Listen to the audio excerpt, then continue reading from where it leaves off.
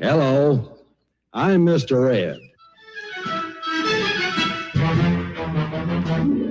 A horse is a horse, of course, and no one can talk to a horse, of course. That is, of course, unless the horse is the famous Mr. Ed. Go right to the source and ask the horse. He'll give you the answer that you endorse. He's always on a steady course. Talk to Mr. Ed.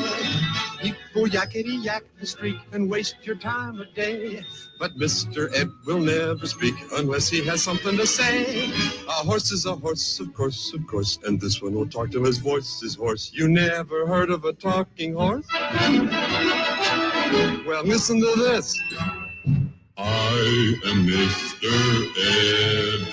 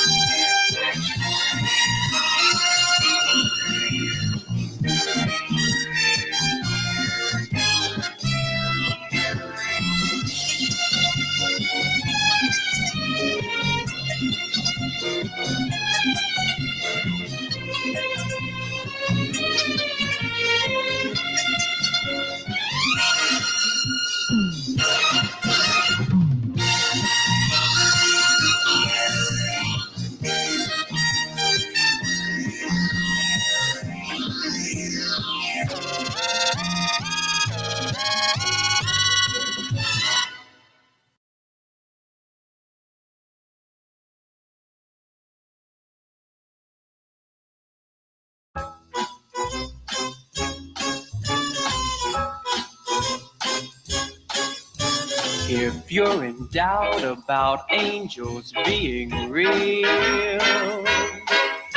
I can arrange to change any doubts you feel. Wait till you see my Gidget. You want her for your Valentine. You're gonna say she's all that you adore, but stay away. Gidget is spoken for, you're gonna find that Gidget is mine.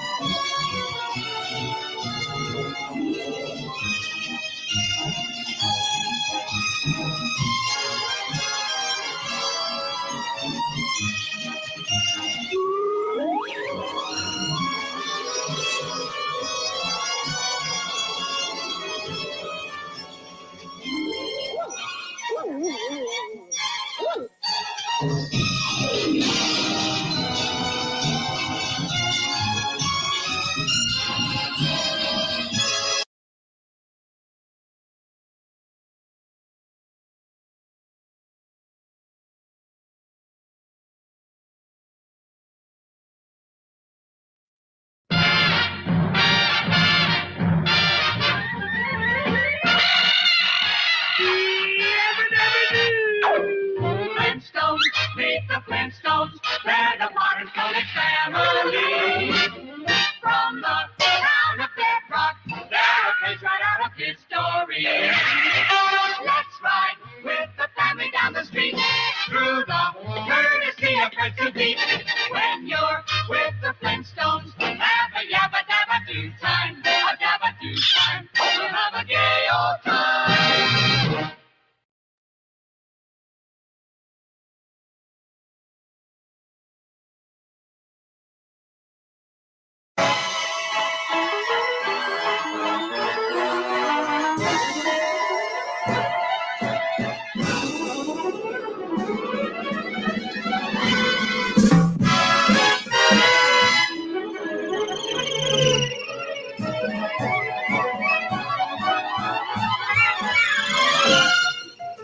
Meet George Jetson. His boy Elroy. Daughter Judy. Jane, his wife.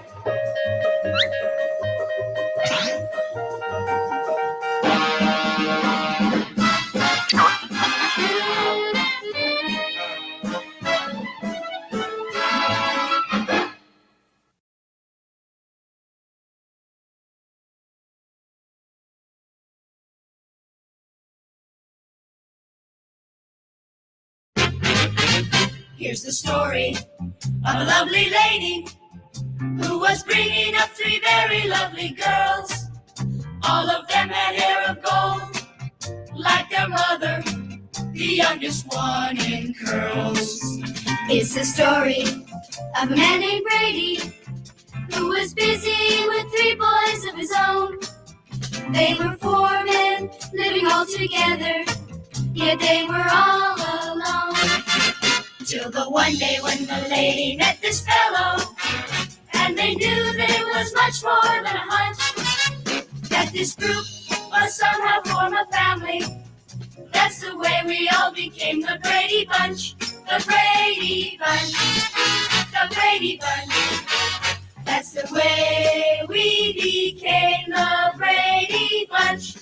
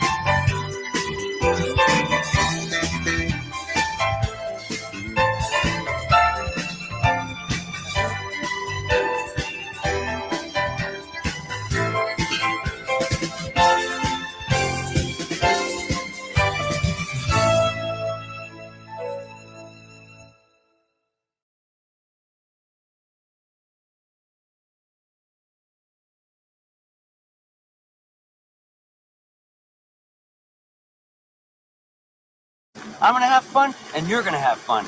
We're all gonna have so much fucking fun we'll need plastic surgery to remove our goddamn smiles. You'll be whistling Symphony Doodah out of your assholes.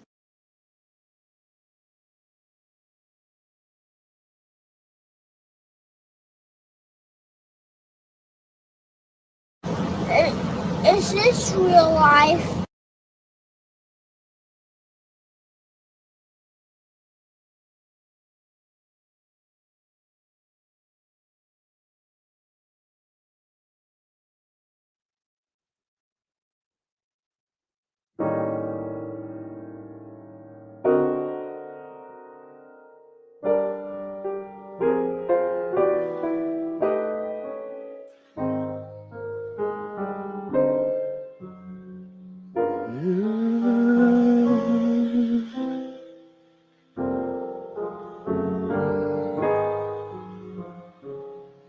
Over the rainbow, why, oh, why can't I?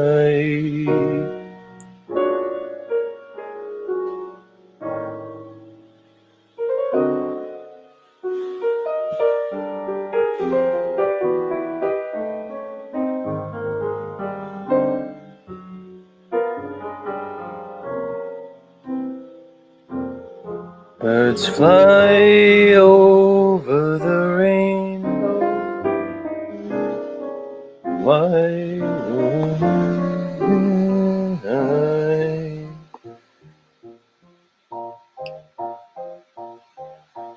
Hey-o.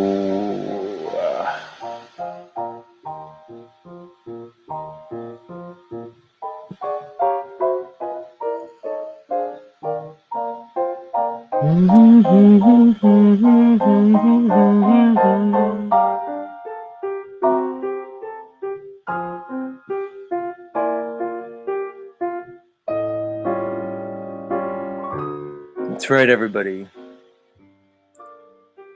You found your way back to Z Show. And we're somewhere over the rainbow.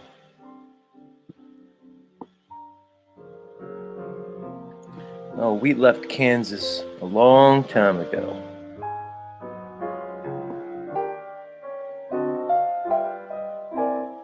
Why, oh, why, oh.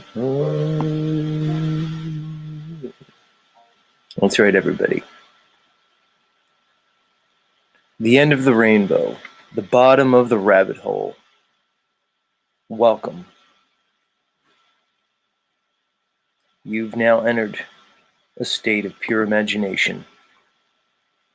You've left all conventional reality. You've now wandered into the desert of the real.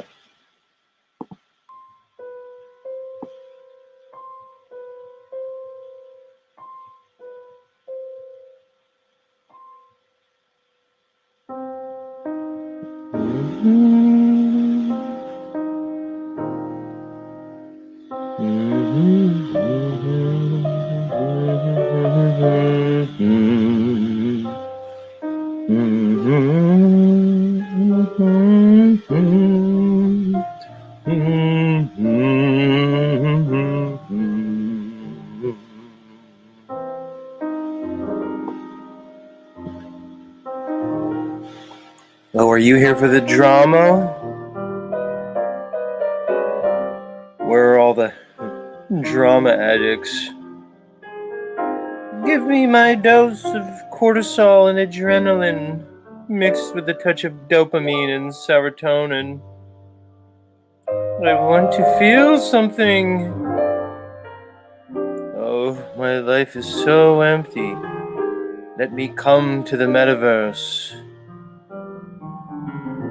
for my drama. Shall I hear people screaming at each other, calling each other horrible names? Why? That is not nice. Are you here to listen to a white gorilla scream at a camera for hours on end? Is that content? I don't know. Maybe it is. What do I know? That's the internet. People screaming at each other.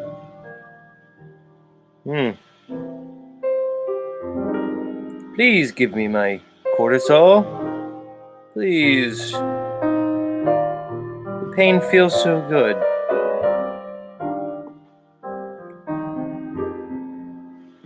Since when have we confused pain and pleasure, mixed them up, some jumbled up fucking amalgamation of emotion and feeling? Bunch of freaks. Bunch of freakazoids. I mean, look at this audience. Look at Three Fingers. He's tattooed from head to toe. Talk about pain and pleasure. And that's Steve, the head motherfucker in charge. He's another tattooed up guy. Marine. How come all Marines are tattooed up? What's with that? I never understood the draw, the allure of being tattooed. But everybody tells me the pain is pleasurable. Which is weird. Almost every girlfriend I've ever had has been tattooed up, fucking top to bottom. I don't know what that says about them. I don't know what that says about me. I'm not sure. According to Three Fingers, a lot of these girls will achieve a state of orgasm while on the tattoo table. So, our friend here, the tattoo artist, Three Fingers, who tattooed his whole life using 3 fingers. Maybe that's given out more female orgasms than the rest of this audience combined.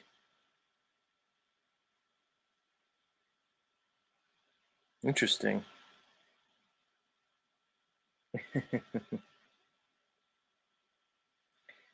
Speaking about ex-girlfriends, I was out at a public event recently, and it was a parade. It was a Halloween parade, and through the crowd, through the hustle and bustle, I spotted an old ex-girlfriend of mine. Not just any ex-girlfriend. Kind of like one of my main squeezes.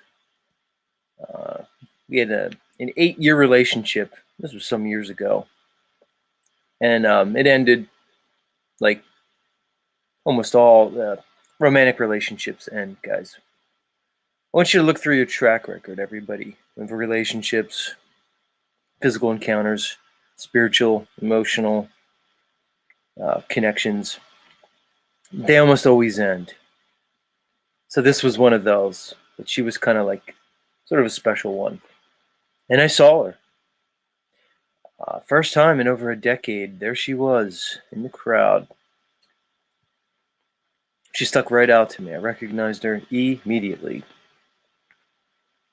It was an interesting experience. I mean, she didn't see me. It was very crowded.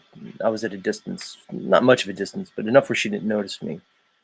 And she was with her husband and their young child. And it was interesting to kind of explore like what I felt like in that moment. I kind of sat back. I said, what does this feel like to me? Nuba says, did she look good? Yeah, Nuba. She looked real good. She held up well. She was always very pretty, both inside and out. And she was the same girl. Here she was. And I said, how does this make me feel? In a real way. Not like, oh, in a like PC culture indoctrinated way that's going to tell me how to feel. But how does it feel really? And then as I was practicing this, as I was practicing observing the feeling and not participating in it as such, realizing that it's fleeting, it's an emotion, I said, let me examine this. And yeah, of course, there was a hint of nostalgia, which is not a feeling. The actual feeling would be sadness. Remember we talked on the show with our good friend Bobby the Bee Warrior. There's basically 6 foundational emotions. Now, you can extrapolate that somewhat to some sub-emotions off of those, but there appears to be 6 main emotions. And I said, all right, there's a hint of sadness, but on top of that, there was more of a sense of, I guess, a happiness, because I looked at her and I said, oh, here she is, she's married, she has this young child. I said, I would have never been able to give that to her. It's just not in my nature, or at least it wasn't in the nature of our relationship. And then I felt a calm, and then I felt a pride in myself that I was able to take the time to honestly evaluate the situation, my internal world, and in a way not judge the emotions, not judge myself for maybe feeling emotions. Maybe jealousy would be another emotion that I felt, even more than the sadness. I think jealousy is one of the 6. I might look it up. But then I felt happiness, because I said, no, this isn't about me. This is about a life that's bigger than me. This is about a reality that I'm participating in. It's not my reality. I'm experiencing it as my reality through my eyes, through my own consciousness, but it's not my reality. And I felt happy. I said, I would have not given her this. I would have not participated in this domestic life that she has with her husband and her child. It's not for me. And I said, oh, it's okay. It's fine. Jay asked, did she see me? No, she didn't see me. It was a parade, Jay. And like, I walked up to the parade. It was just getting started. And she was right along the street, like right into the front of the crowd, right out the street, to have a good view of the parade. I was more in the back. The crowd was pretty thick. And I was there to watch a family member. I had one of my young family members was in the parade, so I was there to watch her. But there she was, after more than a decade. And to answer some of you, yeah, I think I already answered this. She looked good. She looked very good. She has a degree in like nutrition, and not like bullshit nutrition that like standard academia teaches you. Like, she studied, more of the homeopathic type of nutrition that you would, not get in traditional mainstream schools. And her husband's a physical trainer. He fucking owns a gym. So they're both very athletic. So anyway, I know, just like talking about that for some reason. Chili Con artist, whoever that is. I'm sure that's a lampoon on Chili DeCastro. Much love. Said, same thing happened here, Z. But it was my high school sweetheart. I somehow never ran into her for 25 years until the other day. Very strange. Yeah. Very strange, Chili. Very strange. It's interesting. As you age, I'll speak for myself. As I'm aging, I'm trying to observe. I'm trying to observe myself more and become more in touch with my, my inner world. So many people are detached and separated from their inner world. Many people, I see it, in this cult of culture. They develop a persona, and the persona becomes very entrenched. Then people behave through their persona. And I think it's a very particular sickness that we find in society, as the tendency for people to behave through the mask, to obscure their true self. Really, I think it's a problem. But yeah, I get that about running in. Somebody else said something I wanted to read. Yeah.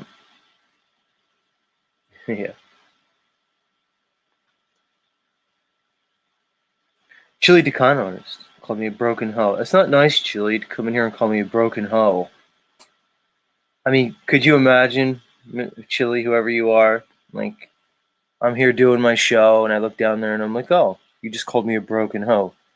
Like, it didn't really do anything, but let's do an exercise in empathy, Chili. So say, you had a show, and you're doing it, and you're just coming on here, and you're doing your thing. You're presenting yourself here in a vulnerable way. You're opening yourself up. And then somebody just calls you a broken hoe. I mean, yeah. Like, okay, call me what you want, but maybe investigate what it is inside you that led you to the series of events that needed to take place for you to type that in my chat. The thought had to happen first. You had to have a thought. The thought had to come from somewhere. Likely a feeling that you have that has zero to do with me. More of a projection. Then, once you had the thought, you had to decide that yes, you were going to type it. And then you had to initiate the physical action of typing that. All the while, you had a chance to turn back. And then you had to hit the enter button. Multiple steps took place before you were able to communicate your vitriol towards me.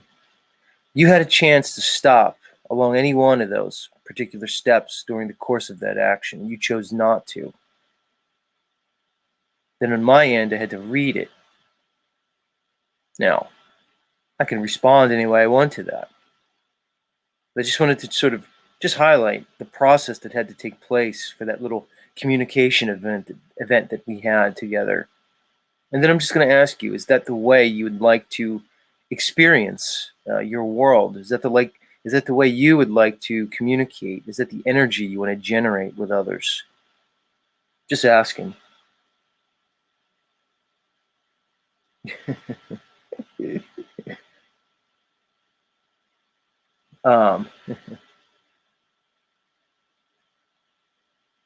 Hey yo.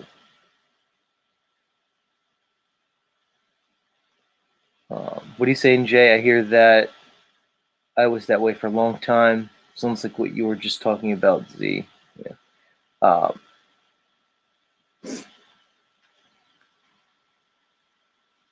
So yeah.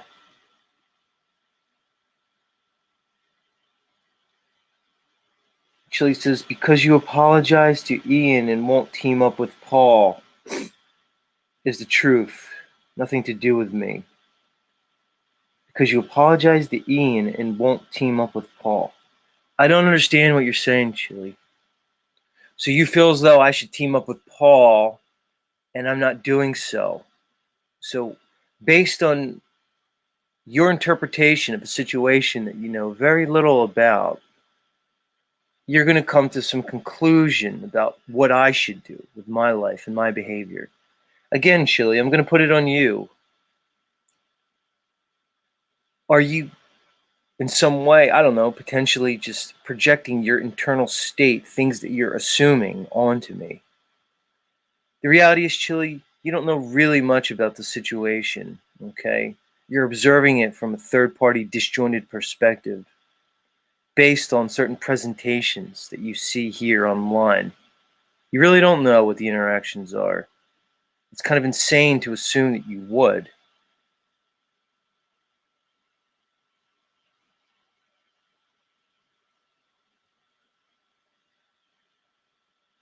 What do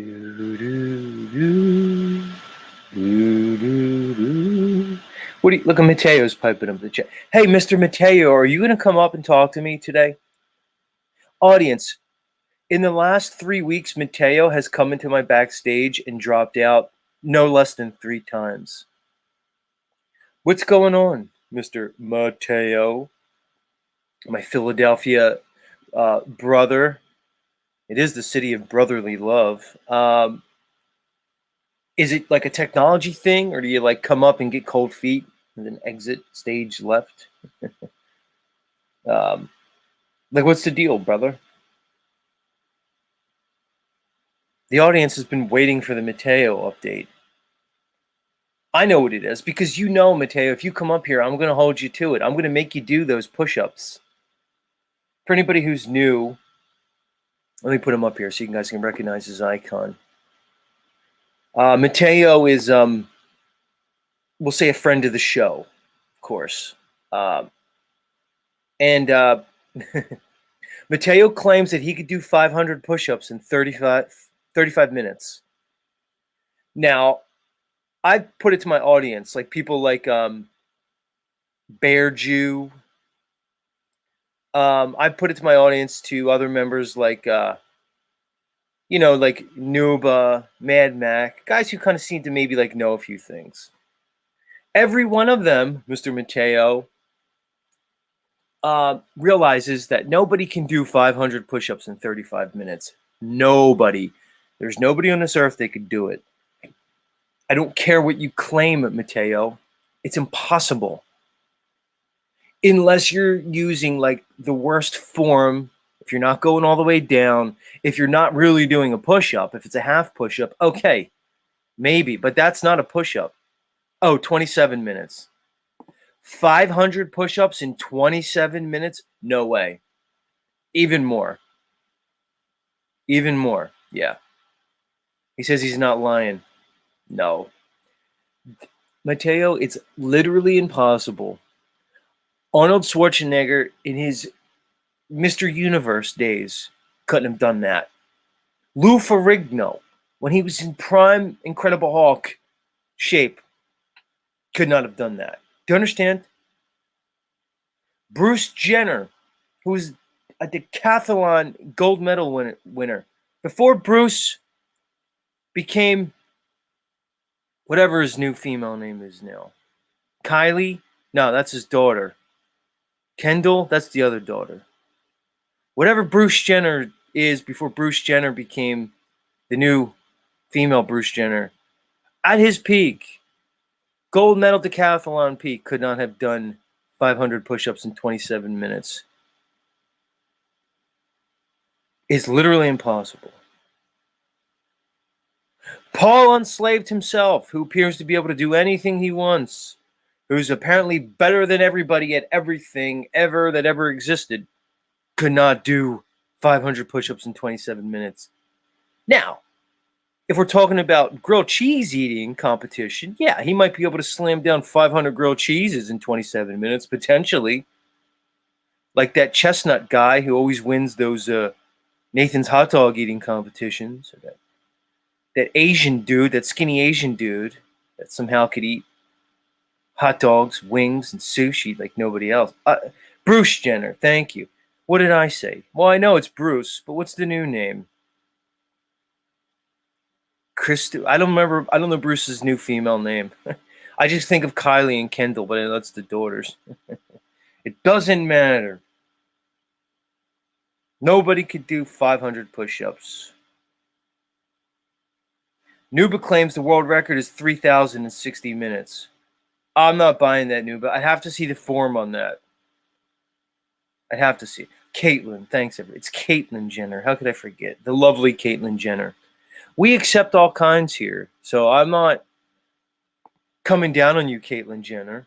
You're accepted here at Z Show. Hopefully you'll find your way here. Apparently you're like right-wing conservative, so you might be on your way to like total over the rainbow, like truther. You have to step out of complete snowflake progressive left world. Take a step towards the right. It appears as though you might be onto the whole Alex Jones thing there, Caitlyn Jenner. Who knows? You might go full truth or beyond conservative realm. Wouldn't that be funny? If I click on one day and Caitlyn Jenner comes up to my panel. Hi, Satanic Warrior. I've listened to you for like a long time now. Long time listener, first time caller. It's me, Caitlyn Jenner.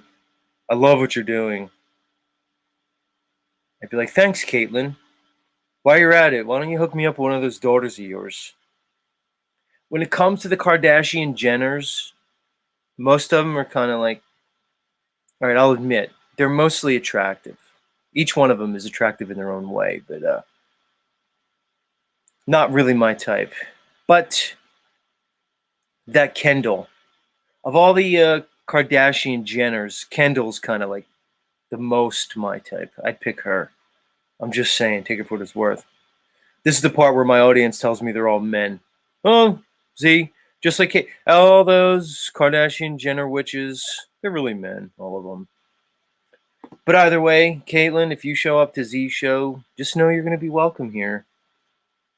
You will be accepted under whatever color of the rainbow you choose to present as. Just the way it is. You are accepted here, fine sir or lady. Butterfly in the sky, I can go twice as high. Take a look, it's in a book, a reading rainbow. I can go anywhere, friends to know and ways to grow, a reading rainbow. I can be anything. Take a look, it's in a book, a reading rainbow. A reading rainbow.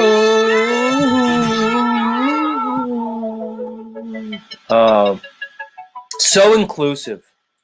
That's the most inclusive song ever made. That's why I play it when I talk about all my LGBT friends. It just reeks of inclusivity, and it just makes me like embody that inclusive that inclusive understanding. I just love it so much. So, salute to all the colors of the rainbow. Much love. Salute to all the ex-girlfriends out there on realizing that yours truly, Zetetic Warrior, was in no way ever going to give them the domestic life that they craved so much. Hats off, ladies. Just know I'll be here waiting for you on the on the turnaround. Just know that. We see the divorce rates among these marriages.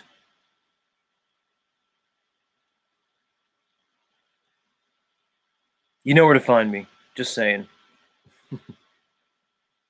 That's a joke, everybody. Which is tough for me because I've decided I can't have any more relationships with women with children. Which I know, everybody reminds me at my advanced middle age is a stance that may be problematic for me. But I have my own reasons. Anybody out there who's been a stepdad and then has gone through a divorce may maybe understand where I'm coming from. Because when that happens, you find out very quickly that you have no legal rights in terms of being able to maintain a relationship with the child or children. And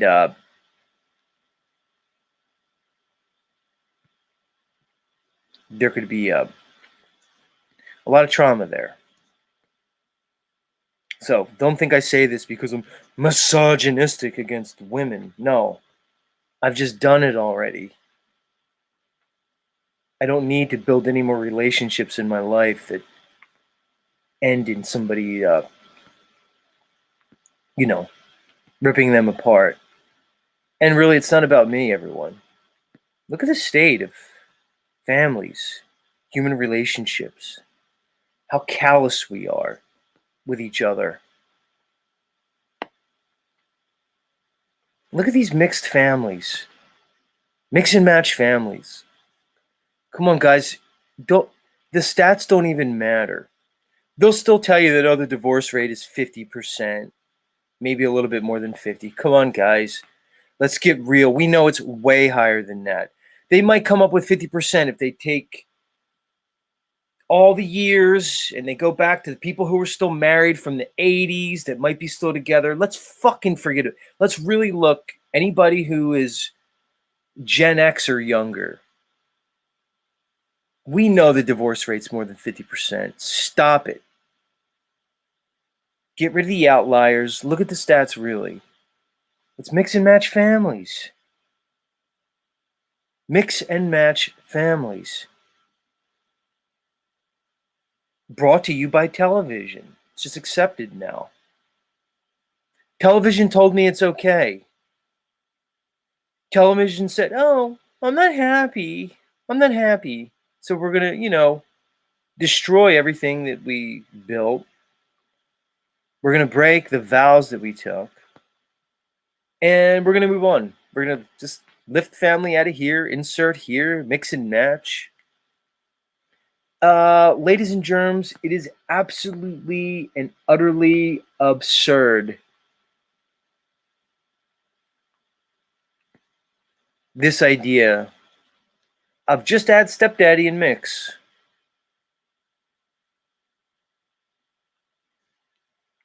The level of emotional trauma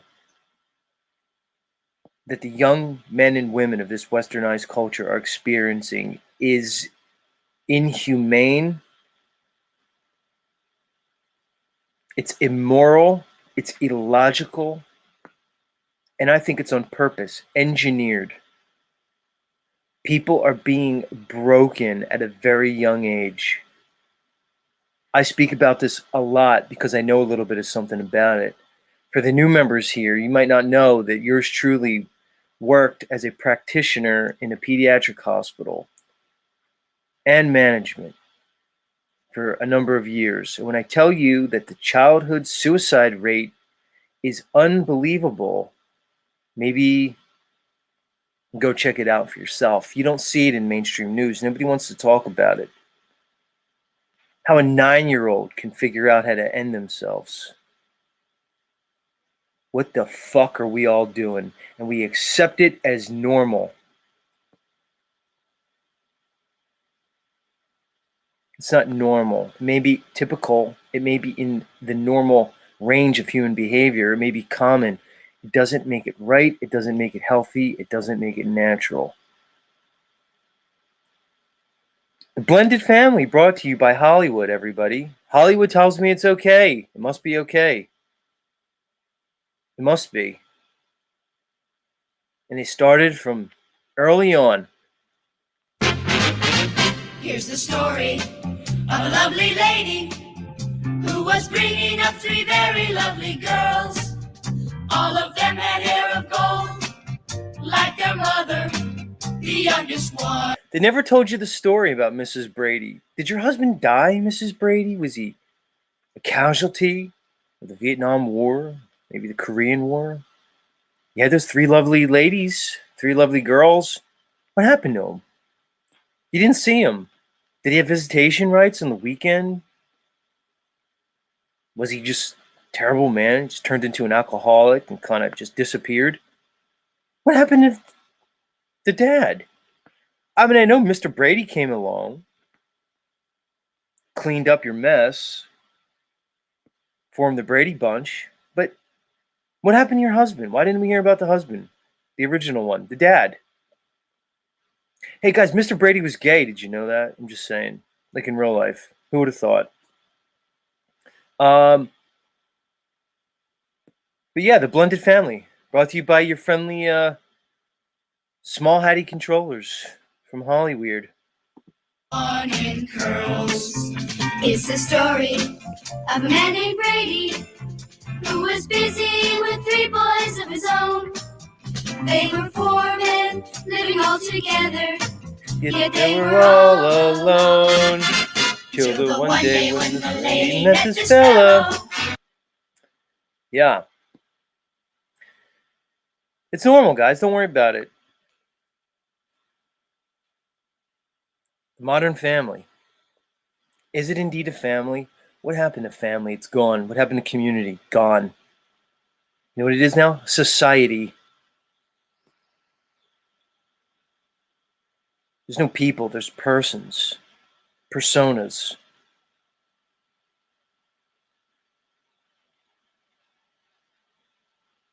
You're not a man or a woman, you're a citizen. You're non-gendered, homogenous citizen, person. And they knew there was much more than a hunch, that this group must somehow form a family. That's the way we all became the Brady Bunch. The Brady Bunch. The Brady Bunch. That's the way we became the Brady Bunch. Here's a question for the audience. Who was hotter, Mrs. Brady or Mrs. Partridge from the Partridge Family? Mrs. Brady, Mrs. Partridge, or Mrs. Cleaver? I'm going to put it to the audience. The Beeves mom. The Beeves mom wasn't half bad. Z's going to go with Mrs. Partridge. I'm a huge Shirley Jones fan. Uncle Rick knows that. We've talked about Shirley Jones before. She's Z's kind of lady. She's got the wholesomeness, but still super hot. Shirley Jones, Mrs. Partridge from the Partridge Family, was the perfect combination of wholesome, kind of girl next door vibe, and just completely gorgeous in every single way. Z's voting for Mrs. Partridge. Just saying. Yeah. Rule by Saturn agrees. Partridge all the way. Shirley Jones, definitely. Somebody voted for Alice. Nah, we're not including Alice in this game. Remember Alice, like, had her boyfriend? I could be wrong, but wasn't Alice's boyfriend like didn't he like deliver meat? I don't know, I might be wrong, but wasn't he like a meat guy? Was that encoded that Alice had a guy that would just come deliver the meat? Guys, don't think these small hatties who made these fucking shows didn't have a sense of humor when they would do shit like that. Oh, he was a butcher. Yeah, and I think he would deliver the meat. So the butcher would deliver the meat to Alice. So Alice was getting taken care of.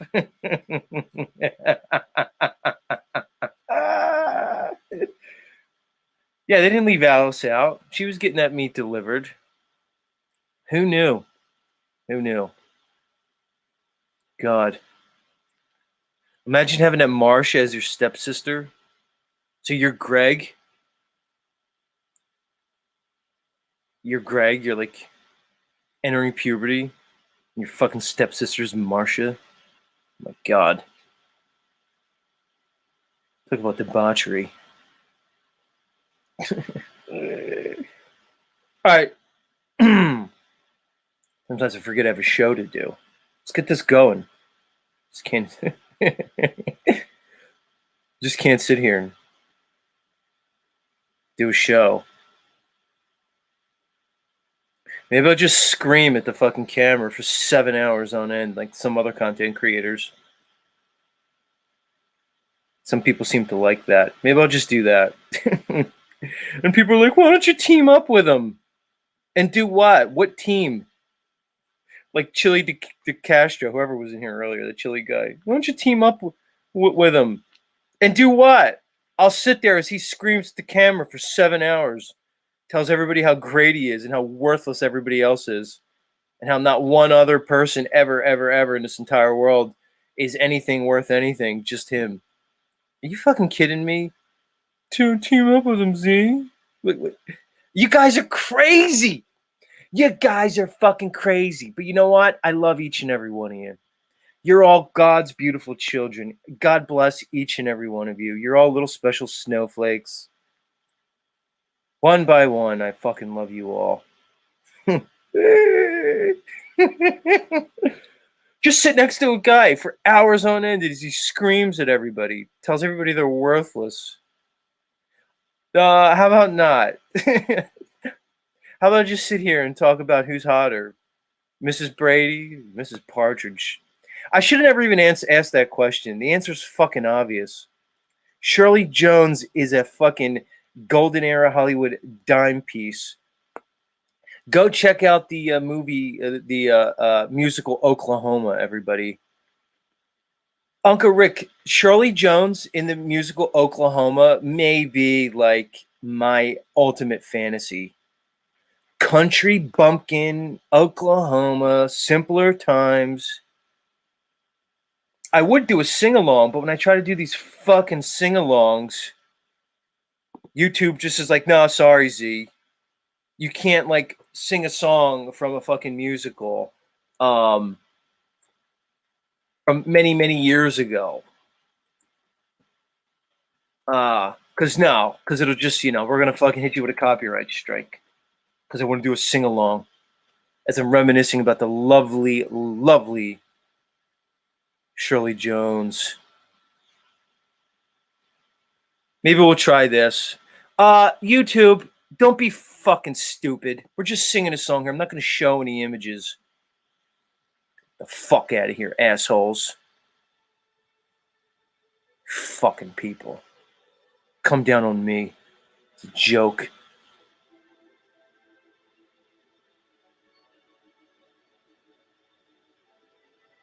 Is this Curly? Is this going to be you singing to me, Curly? I want Shirley Jones.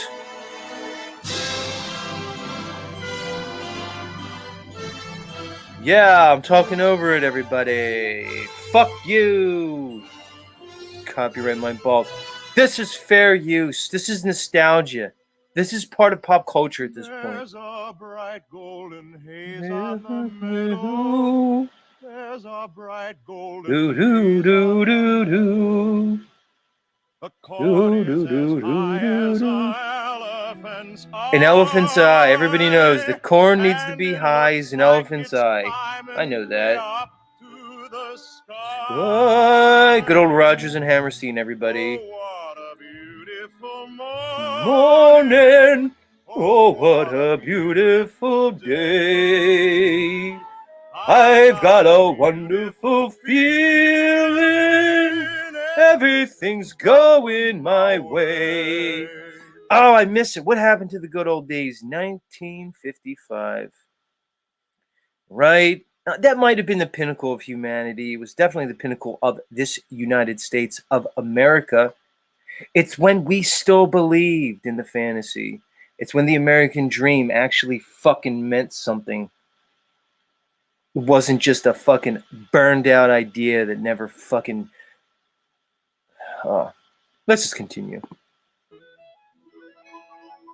Come on. Where's my girl? I get it. This is just the Curly version. Hoot, hoot, hoot, hoot, hoot. The breeze is so busy. That's Curly. I think that's his name.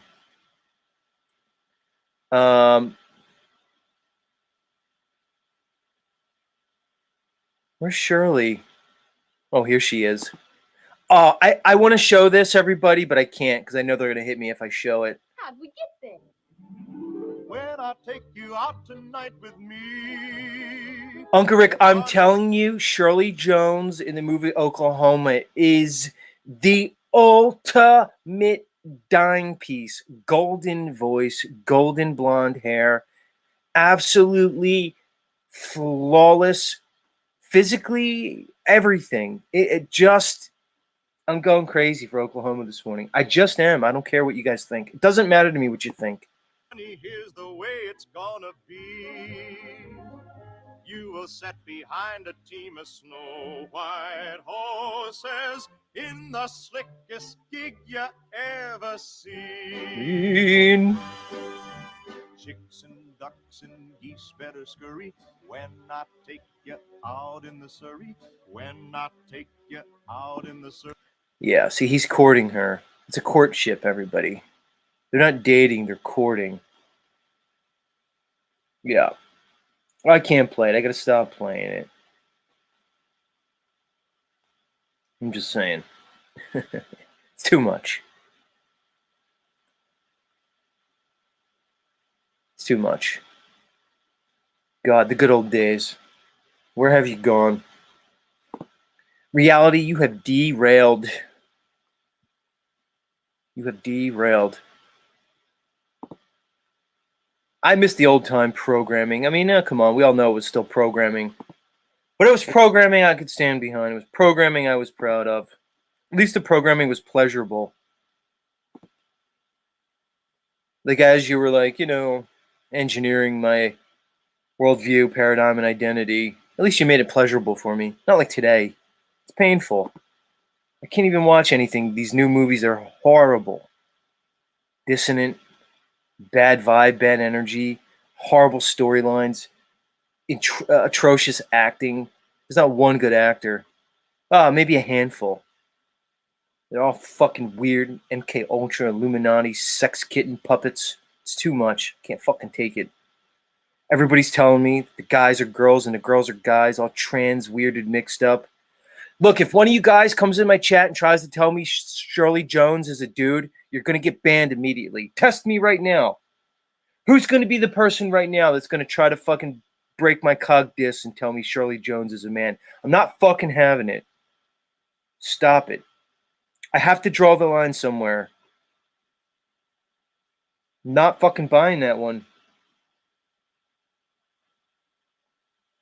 There's no way you can convince me that Shirley Jones is a fucking man. I'm just not doing it. I'll let you slide on I'll let you slide on that Taylor Swift, all right? I'm not really that connected to her. I don't believe it, but if you want to tell me Taylor Swift is a dude, okay. I'll at least entertain that conversation. It's fine. If you want to tell me that Gal Gadot, the Wonder Woman, she's a dude, all right, maybe. But just try crossing the line and tell me Shirley Jones is a dude. You're going to be banned in 3 fucking seconds. Do it. Test me. I'm waiting for it. Yeah, you're not going to do it, are you? No, you're not. That's what I thought. All right, time to get the show started. And I'm going to make an announcement as I'm starting the show. It's a very special announcement. This announcement involves something that's been a long time coming. In the interest of the events of yesterday, in the interest of new beginnings, I'm referencing the return of our good friend Ian from We Are Awake TV. That's right, we are celebrating the return of Ian. In the interest of that, I have made an unprecedented move. I have, yes, ruled by Saturn, in a show of unity, in a symbolic gesture to the metaverse, I will be debuting a new beanie. You see it? For the first time ever, I'm coming online with a new beanie. No longer am I wearing the black beanie. The beanie is representing the energetic shift into a new age, one of unity, one of cooperation, one of brotherhood. An age where content creators can join together in common interest as we move into this new day, as we move forward to a new world. That's right, freedom awaits. The new beanie is here. Yes.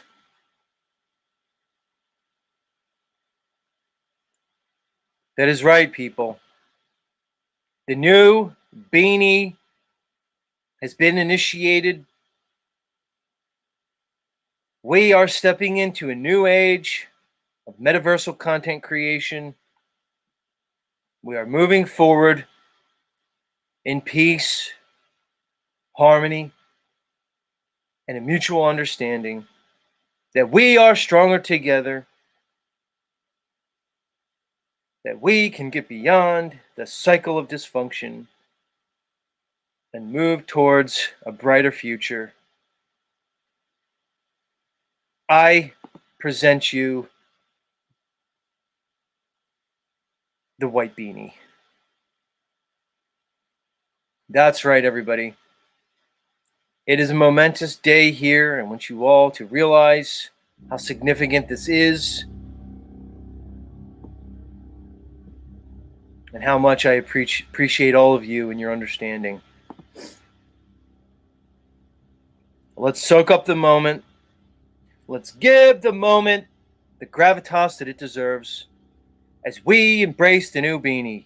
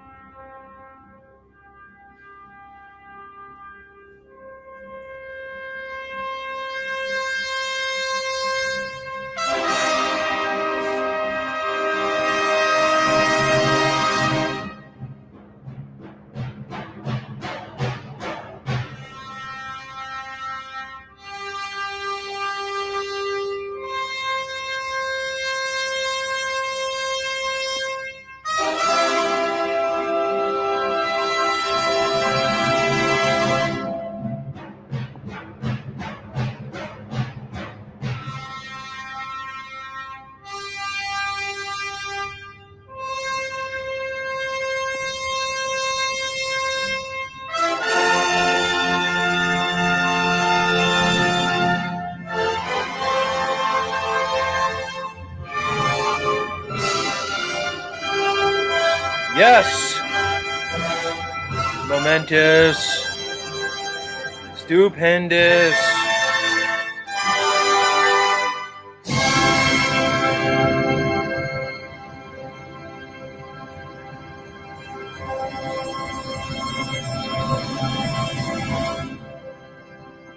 That's right, we celebrate the big moments in life because that's what it's all about. It's the things that matter, everybody. They say this world is ruled by signs and symbols. What better sign, what better gesture than the initiation of the neutral color beanie? Remember that morning after the 2016 election when Hillary Clinton had to concede to one Donald Trump? And she showed up in purple. Purple, which in no way was representing the color of royalty and majesty. In no way was she trying to symbolically gesture to the elite bloodline lunatic controllers that she's indeed in allegiance with them, that she was wearing the color of kings and queens. No. She was wearing, of course, that purple because it was a symbolic gesture to show the union between the Republicans and the Democrats. Between the blue and the red is purple. It's all about symbolism, everybody. But either way, enough with the nonsense. Let's get this fucking show on the road. Who's with me? Opening commencing momentarily. Yeah. Come on, guys. That's the music that tells you that we're starting the show. It's official. It's got pizzazz. It's got old-timey grace. It's got everything you need to get your morning started. So let's do it. Good morning, everybody. Grand Rising and Grand Approach. Welcome back to Z Show. That's right. I'm your host, Zetetic Warrior. Just call me Z. And we're broadcasting live and in living color around the level horizontal realm. A realm where water lies level and flat. It doesn't bend. That's it. It's just like this. Welcome, friends. We're going to have an interesting day, as always. We're probably going to meet some interesting people. We're going to talk about some things. We're going to bring you through an emotional experience. Some highs, some lows, some laughs, some tears. Either way, it's sure to be an interesting ride, so buckle up as we begin our journey through the metaverse. Yeah, coming at ya. Welcome to chat.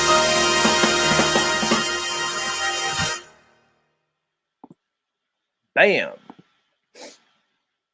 Oh, I forgot to scroll to the top.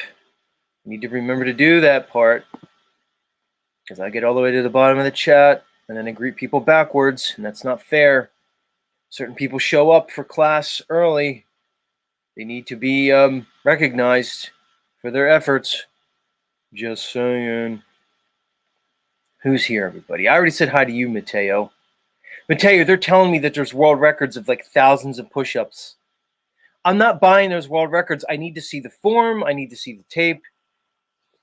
Because based off the math, people are able to do more than one push-up a second by the tune of thousands of push-ups. Z's not buying it. Just saying. Man Mac in the house. Much love. Bear Junker Rick. Greetings, good sir. Open your eye. Connect dots. Much love. Rolled by Saturn coming at you. Big stank. Welcome. Men getting their own way. Interesting name. Coming at you. Good to see you. Nuba coming at us from the goofy land of Aussie. Much love. Benny Boy in the house. Benny Boy is here. He said, hope everyone is having a level and stationary morning. Well, the thing about it is, Benny Boy, everybody is having a level and stationary morning. You just may not know it. You and I know that. But good morning to you, good sir. Truth Hurts TV. Much love, much love. Glyph, buongiorno to you, good sir, from the land of the greasy Italians. Which is redundant, because all Italians are greasy. But not everybody who's greasy is Italian. See how that works? Anyway, let's continue. Lizzo French in the house. Good to see you, Lizzo. Isabella Live 2.0, alias Morgan Tristan coming at you. Steve, the HMFIC in the house. He said, looking forward to some Paul hating today. Go somewhere else for that. There is no hate. There's only inclusivity, love, good vibes, peace, and understanding here at Z Show. Signified by the new beanie. When the beanie is on, there will be no hate. We must remember that. Always and forever. Queen of Swords, good to see you, lovely lady. Joe R., welcome back to the show that never ends. Chili the con artist called me a broken hoe. We're going to overlook it for now, Chili. J, one letter in the house. Gotta give a shout out to my one letter people, much like myself. Who else is here? Who else is here? Lovely people, lovely. Mateo, I'm seeing you. You got to come up, Mateo. You're going to put your money where your mouth is. If you could do apparently all those push-ups, then I need to see you. I don't know how many you said now, a fucking 1,000. I don't know how many he fucking said. Doesn't matter. He said 27 minutes, 1,000 push-ups. No, 527. I'm going to hold you to it. Remember that, audience. He's claiming 500 push-ups in 27 minutes. You're gonna prove it to us one day, Mateo. It's gonna fucking happen. Count on it, fuckface. Steve says in his Marine days he could do 105. Maybe. Who else is here? Skipping people. Jim Pelter, yeah, much love. Coming at you. Pale Horse Rider in the house. Green Man, no, coming at you. Much love. Joseph Aquaviva likes the Reading Rainbow nostalgia. Much love, Joseph Aquaviva. Steph Davis, good to see you, lovely lady. Smith W., who has crowned me the king of the AM. Thank you, Smith. Much love. That reminds me. Apparently, Smith W. released a new video. We'll check that out. Dick Freedom Grower in the house. I am giving love a chance, Mateo, but I appreciate the sentiment. Land of the Blinded coming at you. Anna K. Nice to see you, Anna. Nice to see that name. It's been a while. Good to see you, though. Joe Moore. Shalom. Good, sir. Good, sir. Yeah. And the rest. Dr. Eve, Hell's Rocker Chick. Much love, everybody, guys and dolls. Somewhere in time. Beautiful lady. But there's only one thing I have on my mind. There's only one person that's on my mind right now. And it happens to me. I tend to kind of get fixated on certain things. And when something kind of ticks in my brain and my consciousness, I can't get over it. And there's only one person that's on my mind now, so they're going to have to be addressed.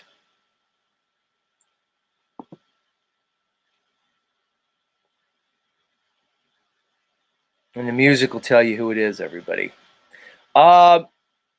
Who's this theme music for, guys? Whose music's this? We got to get into it. Yeah, he's smiling right now somewhere because he knows he's about to do his segment. That's right. The man I'm highlighting now is some may consider him a modern day genius, a savant, so to speak. Now, in the old days, they used to be called idiot savants, but I'm not going to call you an idiot, good sir, Mr. Smith W, because you're not an idiot. You're the savant part. We're going to leave off the idiot. That's not nice. It's not nice to call somebody an idiot. Somebody shows the characteristics of being a fucking modern day genius. They should be recognized, and I'm recognizing you here this morning, Mr. Smith W. Mr. 6079, Rolled by Saturn got it. He knows what's going on.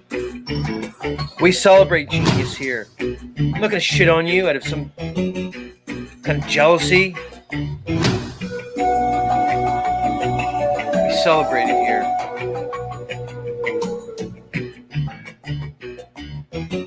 That's right.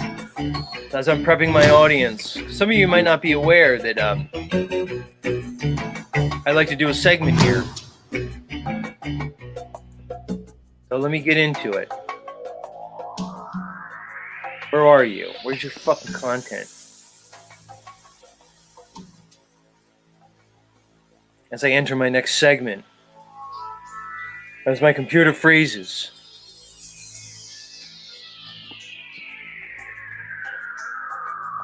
as I cannot find you in my subscriptions. Why do they hide everybody? This lends to your credibility as a modern day genius because YouTube appears to be hiding your content. You don't want to promote truth. It's all about nonsense anymore. Here you are. So ladies and there he is. He's in the chat. I see you there. Ladies and gentlemen, without any further ado, let me bring you my favorite segment that I've titled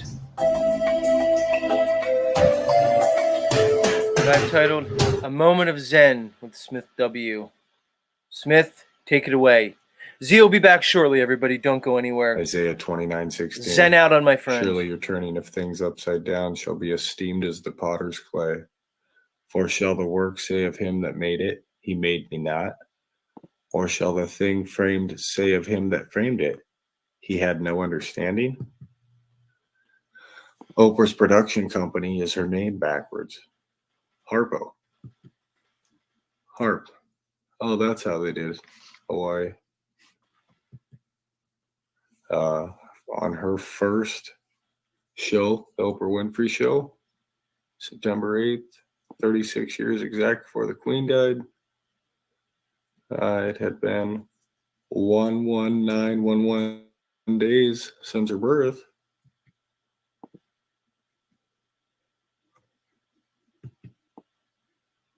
We had at the last Super Bowl was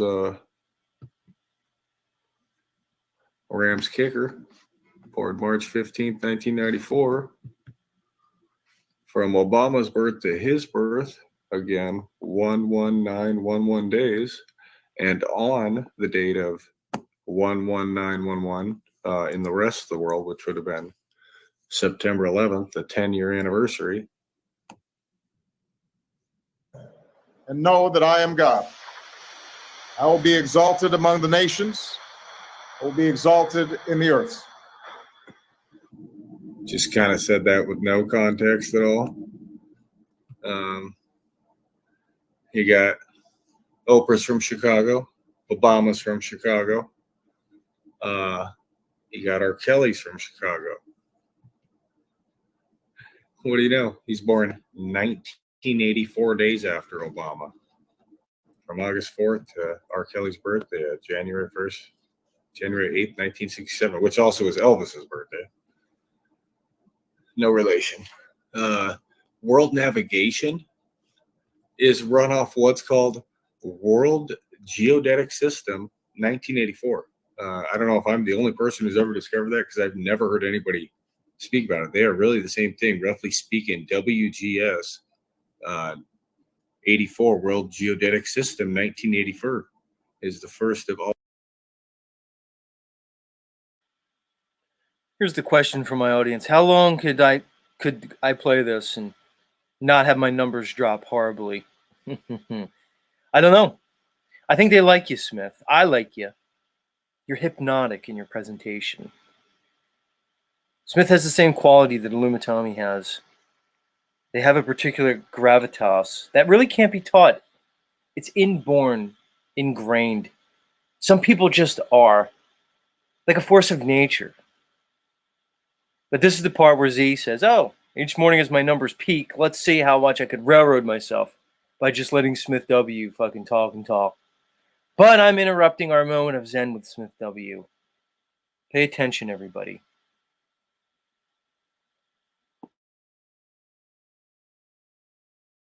Of all datum, which is the GIS.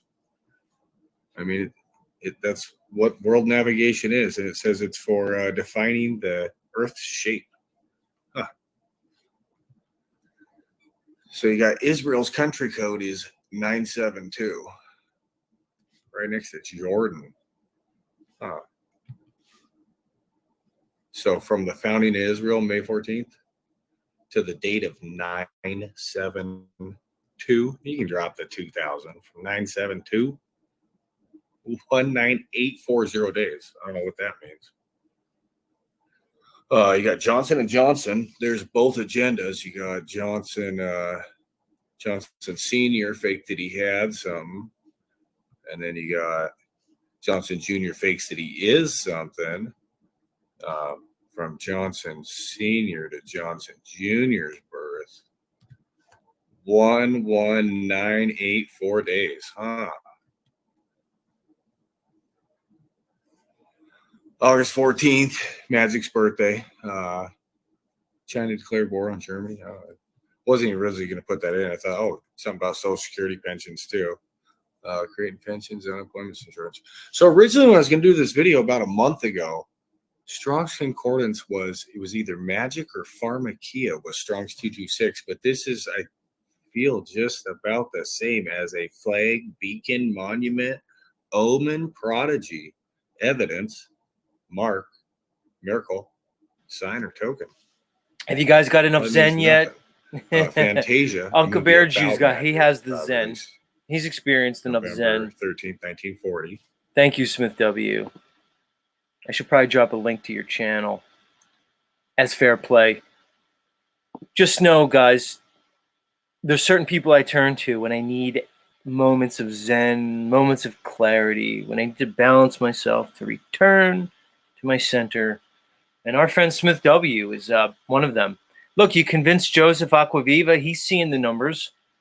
You convinced him just like that, Smith. Sold right there. Makes sense to Joseph. The connections that you're making through your intense studies of gematria. But Uncle Rick is letting me know we're Zen. It's enough Zen. We've reached the state of total consciousness. Smith W. has brought us to a state of enlightenment, nirvana, and we can move forward now. We've been balanced out. We've been tuned to the proper resonant frequency. Now we can proceed with this morning's broadcast. Salute to you, Smith W. Salute to you. Like I said, let me drop your link because I play fair. And as London Man says, Z tries to keep it above the belt. So if we're participating with other content creators, we should give them their proper accolades. Where are you, Smith? There you are. Link to our good friend Smith W's channel is in the chat. Much love, everybody. Much love. Thank you. That's right, London Man's here. He says peace, Z. London Man reminds us on the steady. Keep it above the belt, everybody. If we're out here taking jabs at each other, taking shots, there's no need to take cheap shots. It's foul play, gentlemen. This is a gentleman's game. Touche, everybody. On guard. We're not pulling any of those guerrilla tactics here. No pun intended. Or was it? We keep it above the belt. That's a gentleman's sport here. Much love, everybody. Much love.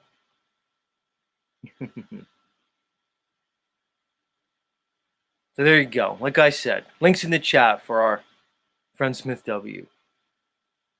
All right. Let me prepare for the next segment on the Z Show. This is the part of the show where my longtime listeners know where I try to bring you a segment that is engaging, entertaining, enlightening, educational. All those wonderful things rolled up into one. We're not going to loop on nonsense. I'm not going to replay somebody else's fucking stream. I'm not going to subject my listeners to the ramblings of insane people as they just scream into a camera for hours on end. It wouldn't be nice. If you want that, you guys can go find that.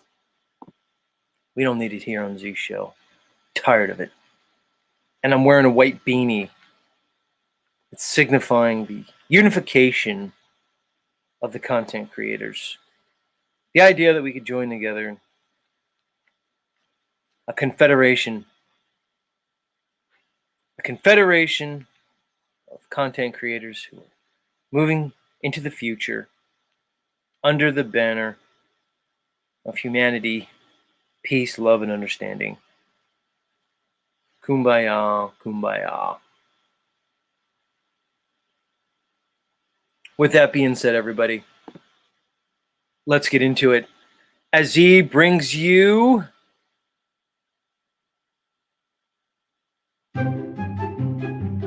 hashtag science.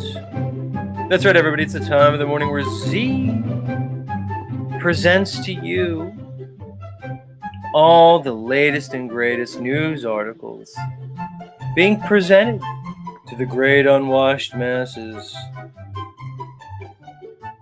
to the plebs, to the proletariat, to the useless eaters. That's right. The ham and eggers, the people who are so busy just trying to make it. The people that are so busy just trying to get through their day, support their families, keep a roof over their heads, that they're not really paying attention to actual science as they're being fed what I call hashtag science, which really isn't science at all. It's science in name only. It's science personified. It's a guy in a white coat with a degree on his wall trying to tell you what this reality is. Like I said, it's hashtag science. Today's hashtag science article comes to you from the website Futurism. It's entitled Ancient Voyager Probes Plead for Death. NASA says no. Which is weird. Because I thought those probes, those Voyager probes that they launched in the late 70s, out into deep space, I thought they were like machines. But here it's like you're personifying them. As you say, they plead for death, but NASA says no. Wow, it's weird. One could say you're just being clever in your title. But others like me might think that you're just trying to like personify these Voyager probes. Present them as characters. Almost as if they're sentient. Potentially in a way to play on our nostalgia. And to connect us emotionally with your space presentation, your space program. Oh, my music messed up again. It always happens when I do this segment. My fucking music skips. And then I gotta stomp, reset, have to face the embarrassment. I did not hit the loop button. And we know so many of you here know how to loop. But now when I want to get my music to loop, it gives me trouble. It seems to be better. Let's see if that works. But let's continue. Ancient Voyager probes plead for death. NASA says no. High mileage. NASA's 2 Voyager spacecraft have been through a lot. Nearly 50 years of space travel and an astonishing 15 billion miles. That's a lot of miles. 15 billion. Let's just put that in perspective. They say that the distance between the Earth to the Sun is 93 million miles. It's also called an astronomical unit, or an AU. 93 million. Well, they say these probes have traveled 15 billion miles. That's a lot of AUs. I want you to do the math on that, everybody. That's deep space. The 2 probes, launched less than a month apart in the summer of 1977, have survived everything from dwindling power supplies and grimy thrusters to near fatal software glitches and several scientific instruments going dark. Wow. So in spite of this story they're giving us about these 2 probes from 1977 that have traveled 15 billion miles, they're still functioning. Dwindling power supplies couldn't keep them down. Grimy thrusters and near fatal software glitches. Nothing can keep these 2 dogged probes down. Still functioning, apparently. We can know this. And we're still communicating with them 15 billion miles away. When people believe this, let's continue. Heck, they weren't even designed to go this far, since they were only originally intended to study our star system's outer planets. But instead of allowing the 2 spacecraft to rest in peace, a well-deserved end to an almost half-century-long journey, NASA is still trying to every trick in the box to keep the aging probes alive again. They're personifying these probes. I mean, of course, they're just simply, hunks of metal with electronics and engineering inside. But no, we need to personify them like we do with cars. We give them female names like ships. It endears us to the idea of these probes. I mean, I'm not accusing like NASA and all popular, academia. I'm not accusing them, certainly not, of trying to appeal to my emotions, trying to get me past my logical thinking mind. The mind that says, really? Is it really possible that you can communicate with anything that's 50 years old and 15 billion miles away? So in an effort to turn off my thinking mind, in no way would they be doing that. No. It's just science, everybody. Of course. Let's continue. Quote, these 2 spacecrafts are still operating, still returning uniquely valuable science data. And every extra day we get data back is a blessing, Susan Dodd, Voyager project manager, said. You got it, Susan. Or is it Suzanne? I always mix those up. She's Suzanne, by the way. Suzanne Dodd. I'm really trusting you, Suzanne. Gotcha. Lady in charge, everybody. Believe all ladies. Believe all women. Even when they tell you that the Voyager project is completely still operating. Yeah. No backup. Case in point, last week, the team of NASA's Jet Propulsion Laboratory sent a software patch to Voyager 2. The hope is to breathe new life into the aging spacecraft with the goal of eventually doing the same for its twin. Wow, interesting. So they designed this 1977 level of computer technology with the proper hardware that now we could just keep giving it software updates. Kind of like your iPhone, guys. I don't know about you, but sometimes I wake up in the morning and I'll see your iPhone has been updated with a new operating system. I'm like, oh, that's interesting how they did it. Well, apparently it's not just your smartphone that could do it, through Wi-Fi. It's the 2 Voyager probes 15 billion miles away. Apparently we have the technology to give them software updates. Yeah, does that make sense? This is the part where a troll come in, like, remember Yurt from Inner Thought Experiments, and Z is using an appeal to incredulity. It's a logical fallacy. Well, you could say that, Yurt. Or I'm using rhetoric. I'm using a particular form of communication. as I talk to my audience. I'm not engaged in a debate. Get it straight, idiots. Let's continue. Where was I? Oh yeah, about the software patch. Yeah, the agency is hoping the patch will address a buildup of fuel residue inside some of the tubes of the spacecraft.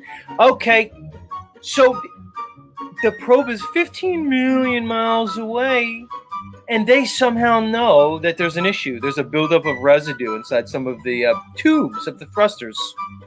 It's kind of like I have a lawnmower, and I recently was, having an issue with it. So I brought it to like the guy down the street who services lawnmowers, and he said, the fuel intake tube is clogged. No problem. We'll get that taken care of in 2 seconds. Well, much like the guy was able to fix my lawnmower and its clogged tube, apparently NASA is able to fix a clogged tube on a probe 50 years old, 15 billion miles away, and it somehow knows how to do that. And they have the balls to present this as science. Fucking fascinating. Am I still in the air? I do these and I don't know if I'm on the air anymore. It's weird. Let me continue. These thrusters play an incredibly important role, keeping a spacecraft's antenna pointed at Earth and allowing teams back on the ground to communicate with it. Is this the point where Z has to kind of bring up, maybe a question like this? Okay. Well, you say you're addressing this issue with the spacecraft's thrusters. Do I need to ask the question, say, how can there be thrust in space? What do you mean, Z? What do you mean, Z? I saw Star Trek. I saw Star Wars. They were thrusting at incredible speeds. They were doing warp speed. Remember when they were going to warp speed in Star Trek? In Star Wars, they would do light speed. Like the speed of light, everybody. Zooming across the universe. Zooming through wormholes. Einstein-Rosen bridges. Oh, really? Well, you need thrust to do that. Let me ask you. Let's just take it to like demonstrable physical science. What does a boat use for thrust? That's right. The water. It has a medium. It has particles to thrust off of. What does a plane use for thrust? That's right, it uses air. It uses air particles. It uses matter. Thrust implies certain principles. There's certain laws to thrust. How's the Voyager thrust? What does it thrust off of? What does it use to alter its motion? Does it use water? No. Does it use air? No. It uses what? What do you have in a vacuum to thrust off of? Can somebody answer this question? Oh, see, it's not a complete vacuum. It's just almost a vacuum. There's some hydrogen. Oh, yeah? Enough to thrust off of? Enough to alter the course of this spacecraft? I don't know. What do I ask questions. Sometimes I ask a little too many questions. We'll let me just continue. I'm just wondering. I don't know. Anyway. Almost done. We got to get through this. Sometimes these are hard for me to get through because they're completely insane. The software update is also meant to address a recurring glitch that caused Voyager 1 to temporarily go dark in August of 2022. In many ways, these efforts are a last resort, with NASA's engineers running out of ways to squeeze more life out of the two ancient spacecraft. Everything on both spacecraft is single string, Dodd told ARS. There are not any backup capabilities left. In some cases, we powered off stuff to save power, just to keep the instruments on. It's like that movie Apollo 13, remember that? Tom Hanks, Kevin Bacon, other guys. Remember when they kept having to shut off all the power supplies, the different non-essential instruments so they can get back to Earth when they fucked up on their way to the moon? Remember that? I remember that. Seems like they did the same thing here. In the meantime, the team is hoping to complete a major symbolic milestone before the two Voyagers can finally go dark for the last time. Quote, they've overcome lots of issues, and the engineers have been very clever in overcoming these issues, Dodd added. I think the focus now is let's get to 50 and have the biggest party we can. Let's get him to 50, guys. 50 years, 15 billion miles. And we could all celebrate this amazing feat in human engineering that allowed two hunks of junk that were created in 1977 to travel 15 billion miles away and basically define your reality for you. Because of course, when idiots like yours truly come online and say things like, oh, how can we prove this thing they're telling us that we live in a globe that's revolving and orbiting the sun, and where there's all these planets that are orbiting the sun and comets and asteroids? People like me, when they say things like, how could that be? What evidence do we have? All the indoctrinated masses can come back to me and say, what do you mean, dummy? Voyager. 15 billion miles. Software updates, idiot. That's the proof. Duh. NASA, duh. Interesting. Anyway, that'll do it for today's edition of Hashtag Science. Glad you guys stuck around for our wonderfully enlightening segment where we explore the impossible presentation of science. Yeah, let the bodies hit the floor. Who's going to come in today and say, of course there could be thrust in space, Z? Because it's so obvious. They wouldn't just be faking it. They wouldn't be telling us so absurd. It's just too. Of course there's thrust, Z, because there has to be. Because it'd be impossible to trick everybody. Unbelievable. Unbelievable. Do-do-do-do. Do-do-do-do. Smith, did you enjoy your segment? Your moment of Zen? Sometimes Smith gets upset when I don't play the whole thing. I can't play all 8 minutes of the Zen. It's too much Zen. If you guys want the whole moment, you got to go to Smith's channel. I tease everybody. And then you guys got to take it there. That's kind of how we do it over here. It's kind of how we function, how we operate here on Z Show.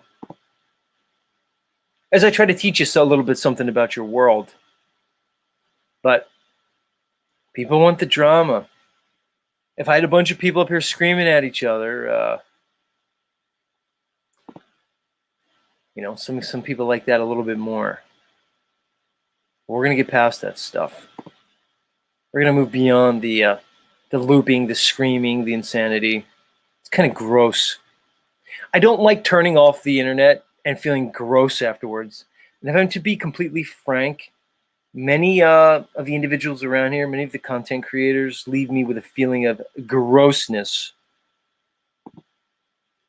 With that being said, we're going to take a little bit of a musical interlude. And we're going to come back with the open panel portion of the show. So I'm going to drop the link. Get up here if you got something to say to me. Because a lot of you fucks have a lot of shit to say. Well, now's your opportunity to come say it. Loser failures. No good. You're all loser failures. Everybody except me is a loser failure. Anyway, don't go anywhere. Let's take a little musical interlude and come back with more Z Show. Get up here if you got something to say, douchebags.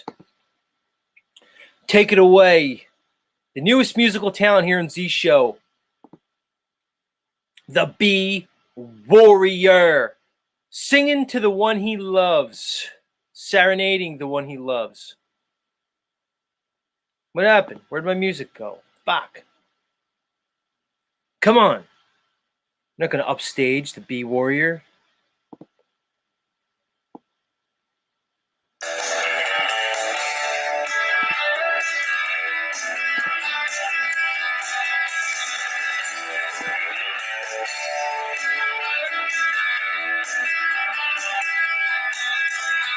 This one goes out to the one I love. This one goes out to the one I left behind. A simple prop to occupy my time. This one goes out to the one I love. Fire! Oh my god. Fire!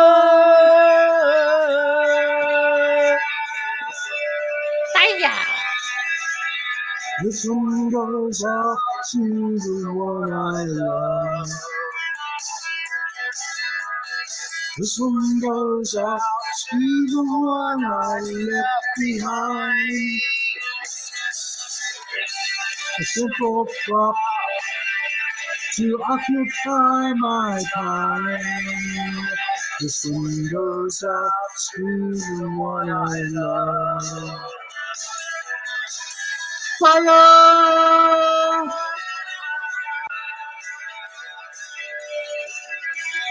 Fire!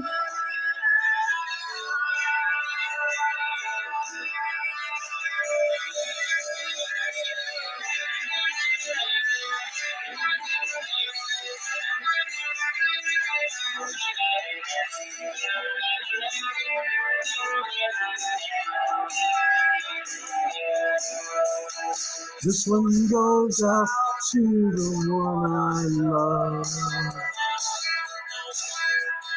This one goes out to the one I left behind.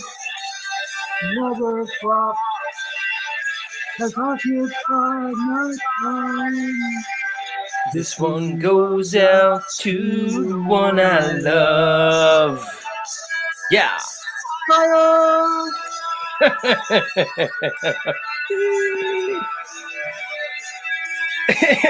Fire! Oh my god. Yeah, coming at you. Fire!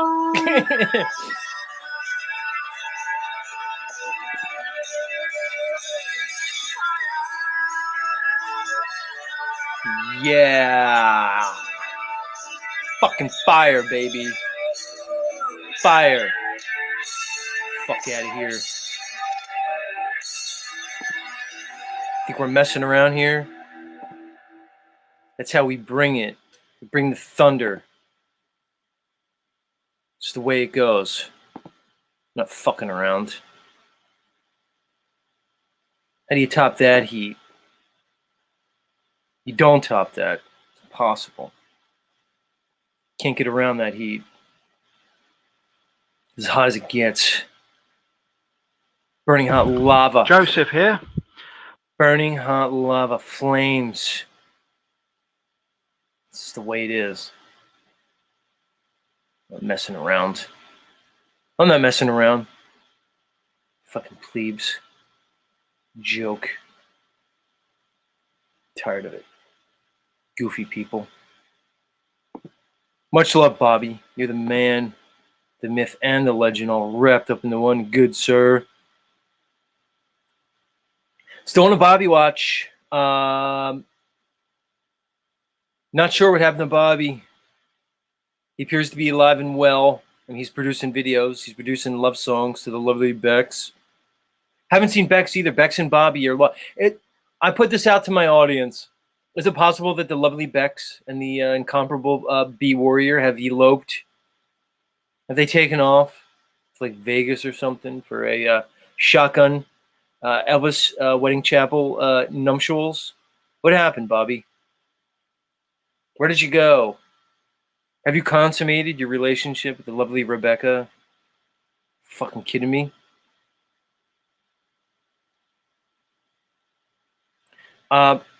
Mateo, dude, you can't just keep commenting in my chat and not coming up here and not doing the fucking push-ups, dude. You're not getting away from the push-up challenge. Funny enough, there's people reporting to me that your 500 push-ups in 27 minutes is indeed possible. So the question is, can you actually perform it? Because I have people now actually checking. They tell me it is physically possible. I don't know how, but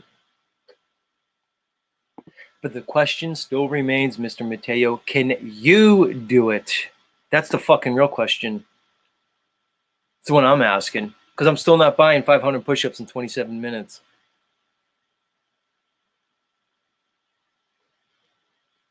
You know, I'm kind of thinking, Mateo, that you're just like taking time because you're training behind the scenes.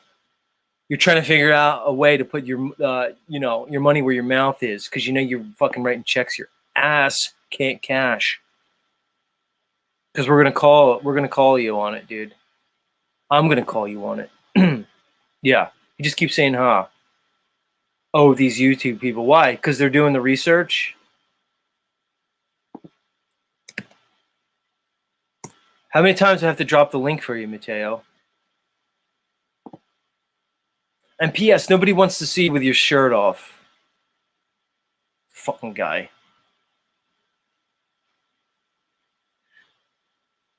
Lizzo says he seems fit. I mean, he does seem fit.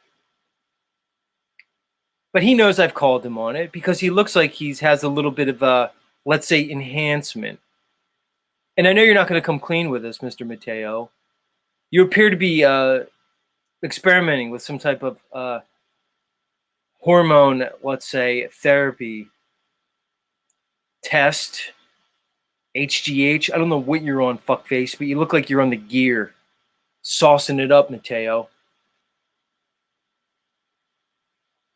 That's going to be the next thing, dude. If you could, yeah, he says no. We're not buying it. If you come up and you do the 500 push-ups in 27 minutes, we're going to need a blood test. I'm going to have to put it through the International Olympic Committee's stringent doping standards. We're going to fucking test your ass, dude. I don't want to see anything. He says he loads up on amino acids. Is that what they're calling it nowadays? Fucking break. Unbelievable. I'm not getting into it. All right, I got to guess backstage. My next guest. It's funny you're coming up next, guest, because you were mentioned on another stream that I was watching, and I might have to bring it up to you as we get into it. But I'm not sure what you have on your mind this morning, next guest. But you appear to be making your way across these YouTube streets. You appear to be engaging in a fair degree of panel walking.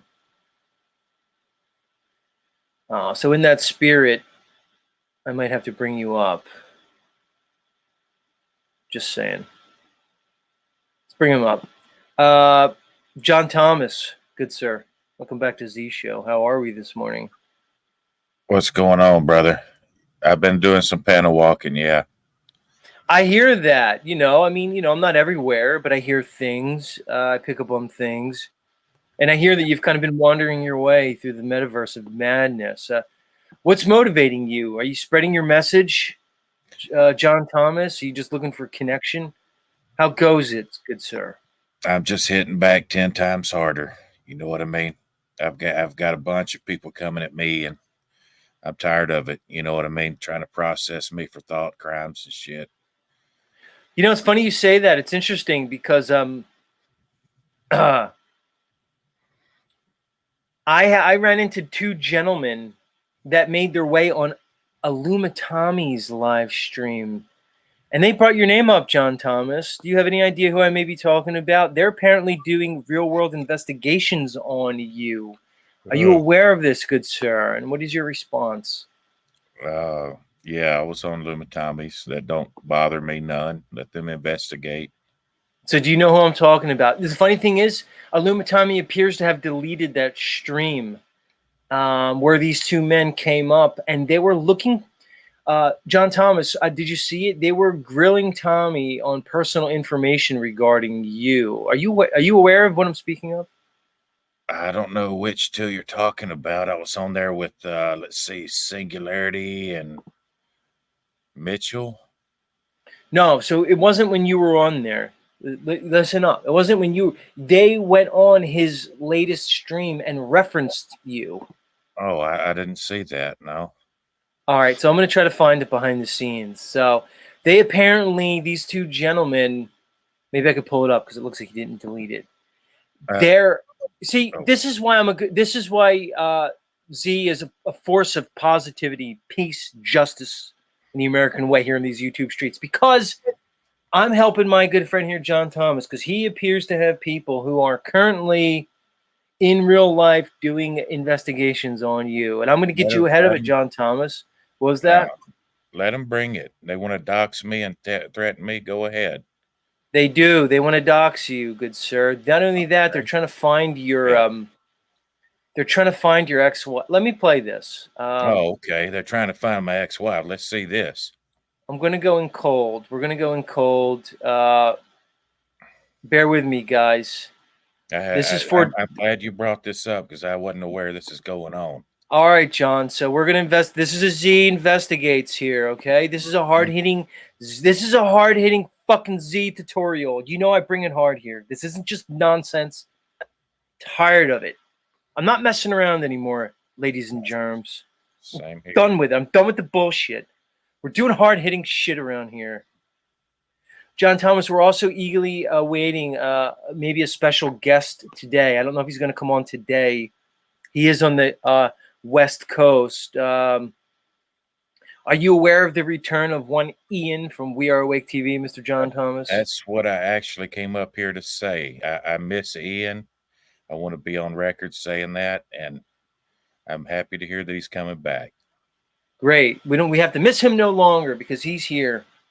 And he's reported to yours truly that he is planning on coming over here and making an appearance on Z Show, which will be his inaugural appearance. Ian from We Are Awake TV, amazingly enough, has never been here to Z Show. We are waiting his arrival with eager anticipation. Beside myself, with excitement and joy. And what was that, John? It could turn into the Zian show.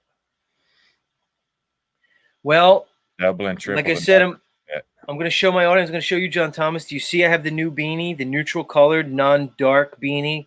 The beanie is signifying my commitment to a new day, a new metaversal experience where we can proceed forward in unity and cooperation as we forget the past and we embrace the possibilities of the future. What are your thoughts on that, on the beanie and otherwise? Please, good sir. I think it's going to be hell of a show, man. See, Ian should hang around all the time over here. So let's get into the subject at hand, John Thomas. So this just was some, let's just say, accident, some happy accident that I was able to stumble across this, and I want to bring it to you. So Illumitami did a live stream about a day or two ago. I happened to be watching it because, as many of my listeners know, I am utterly and completely fascinated with Illumitami right now for so many reasons, sociologically, psychologically, and for many reasons. I'm captivated by the man. All of a sudden, two, let's call them ne'er-do-wells, okay? Two, let's say, wayward youth show up on Illumitami's channel, and they start discussing my good friend, the man we're speaking to right now, Mr. John Thomas. They appear to know you, John Thomas, and not only do they know you, they're currently trying to, in real life, find members of your family, specifically your wife. Okay. Now, we know you've admitted you haven't hid that you are estranged from your wife. You haven't seen her, and you guys are not currently participating in an active relationship. But she's your wife nonetheless. Let me ask you, before I play it, what emotions, thoughts, and otherwise are you experiencing right now as I bring this topic up? Bring us into your world, please. They're going to be real sorry. That's what my emotions are telling me right now. So I'm picking up some anger. You would describe it as anger. Absolutely. I have no idea. They want to come find me, come find me. They want to look for my wife. They're going to be real sorry. Interesting. Earlier, John Thomas, I reminded the audience that there are 6 basic emotions. Now, we can say that there's more, that there's more emotions, right? And that there's a lot. But time honored throughout humanity, we have identified 6 basic emotions, all right? I'm going to present them to you, and I want you to identify the emotion that you're identifying with most right now, all right? Happiness, sadness, fear, disgust, anger, or surprise. Because one might say you could be experiencing surprise. Some could say you could be experiencing fear. Others could say, oh man, he's like disgusted by how fucking horrible people are. Maybe you're sad. Maybe you're happy. Probably not happy. Maybe you're angry. I want to repeat them again. I want you to identify the primary emotion that you're experiencing at this very moment. I'm feeling disgusted and angry. So your top emotion would be disgust and anger, with Yep. like a tie for number 1. Gotcha. You're feeling disgusted and angry. Thank you. You see how we do it on Z Show? We break it down. We bring it to, we boil it down. Life doesn't have to be complicated. When Z tells you there's 6 emotions, there's 6 emotions. Why do there have to be 20 some emotions, 80 some emotions? I'm okay with 6 emotions.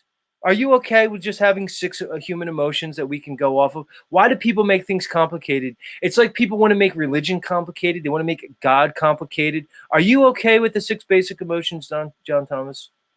That sounds good.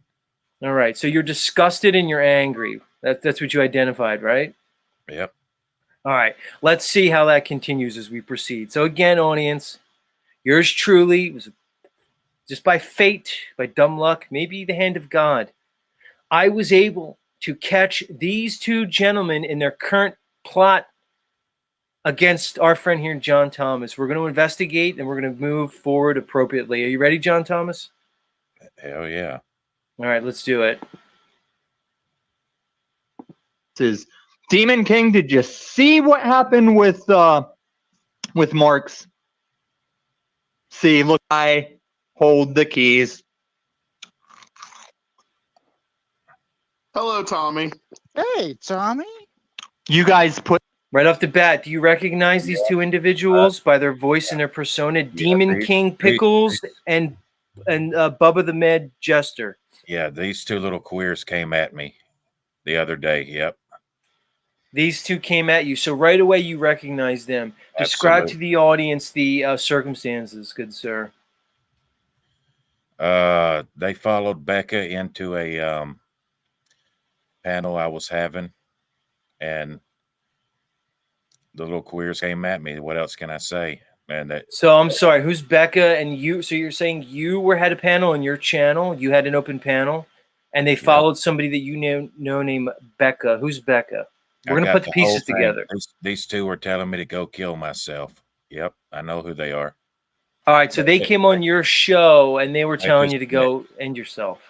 Yeah, I cured Bex the other day, so that's probably why you haven't heard from her. Oh, so you've been in contact with the lovely Bex. Gotcha. And these 2 right here were ganging up with her. Okay, let's continue, good sir. Let's put the hell in hello. Yes, we do. Yes, we do. to Glad see you you noticed. We'll see. Nice pickle. So I have a question for you. I'm sorry to interrupt you, Sing. I honestly, I'm not coming here to mess with you today. I have a question about your little friend John Thomas. He is a chat pleb. Be careful with the F word. Oh, he has his shortcomings, sirs. Well, we've had. So Lumitami backed off, categorizing you as his friend. Would you say that you and Lumitami are friends, or how would you go? I was in his. I had to sit in his chat over an hour the other day. And it's backstage. He wouldn't let me up. It happens. He was ranting about Israel. I wanted to talk to him, and then he never let me up. So I tried to explain to these little cocksuckers that me and Tommy are only loosely associated. And then here they are. And these 2 have told me they hate Tommy. They hate his guts. They can't stand him. I'm their new favorite, they said. Me. And now listen to the little cocksucker down there, Demon Pickle, and Bubbo, the faggot. Now, John Thomas, let's watch the words that we use. They're inflammatory. We are inclusive here on Z Show. We don't Sucking let Tommy's cock. we don't let people's choice of sexual partners, their gender identities. John Thomas. Tommy, help me. They said, should we go get Tommy? That's what they said with Becca on chat. All right, hold on. Let's continue. We're going to get to the bottom of this. Because these two ne'er-do-wells are up to no good, John. So let's go. Had quite a few interactions with him recently. But have you pursued him when he does not flee? I will. I will continue. Yeah, it's gonna be fun. He's honestly, I find him a little bit more interesting than you. He is interesting. So he is definitely taking a lot of my attention right now. He has felt pain. Do you perhaps know the name of his ex-wife? Motherfucker. If I did, I don't think I could share that as a representative. Go ahead, John. Respond. Wants to know my wife's name. For what fucking purpose? This little motherfucker here. He told me he wanted to have drinks with me after telling me to go kill myself. I'd like to have drinks with you. Do you know John's wife's name? All right, hold on. Let's proceed. Motherfucker's out of bounds right here. All right, so let's go back to the 6 emotions. All right, happiness, sadness, fear, disgust, anger, and surprise. What's your primary emotion at this moment? Still disgust and anger. Disgust at the top. Fair enough, John. Let's proceed. I'd probably feel disgusted and angry too if I had two weirdos trying to find my ex-wife, dude. Yeah, I'd like to have drinks with you, Damon Pickle said. Well, look, we're looking at this whole Gen Z generation, dude. They're disingenuous. They appear to be emotionally inept. They appear to be lack all empathy. This is a generation that was raised on technology, on social media. They're completely fucked in the head. They don't know how to connect with people. They appear to have no concept of right and wrong and morality, principles, ethics. It's insane. Let's continue. Of this new movement of the chat plebs not taking any more bullshit from channels that aren't really contenting, just venting. So you and consenting. You don't want to help us go after him, I'm guessing. You have followed me for months, claiming PDF file, and you come here asking for my assistance, sirs? Yes, I did. I'm offering a peace treaty. I will leave you be. Oh, this is disgusting. What if I have the ultimatum? What if your little Sneed Industry? Go ahead. This is probably the most disgusting thing I've ever heard. These two-faced queers.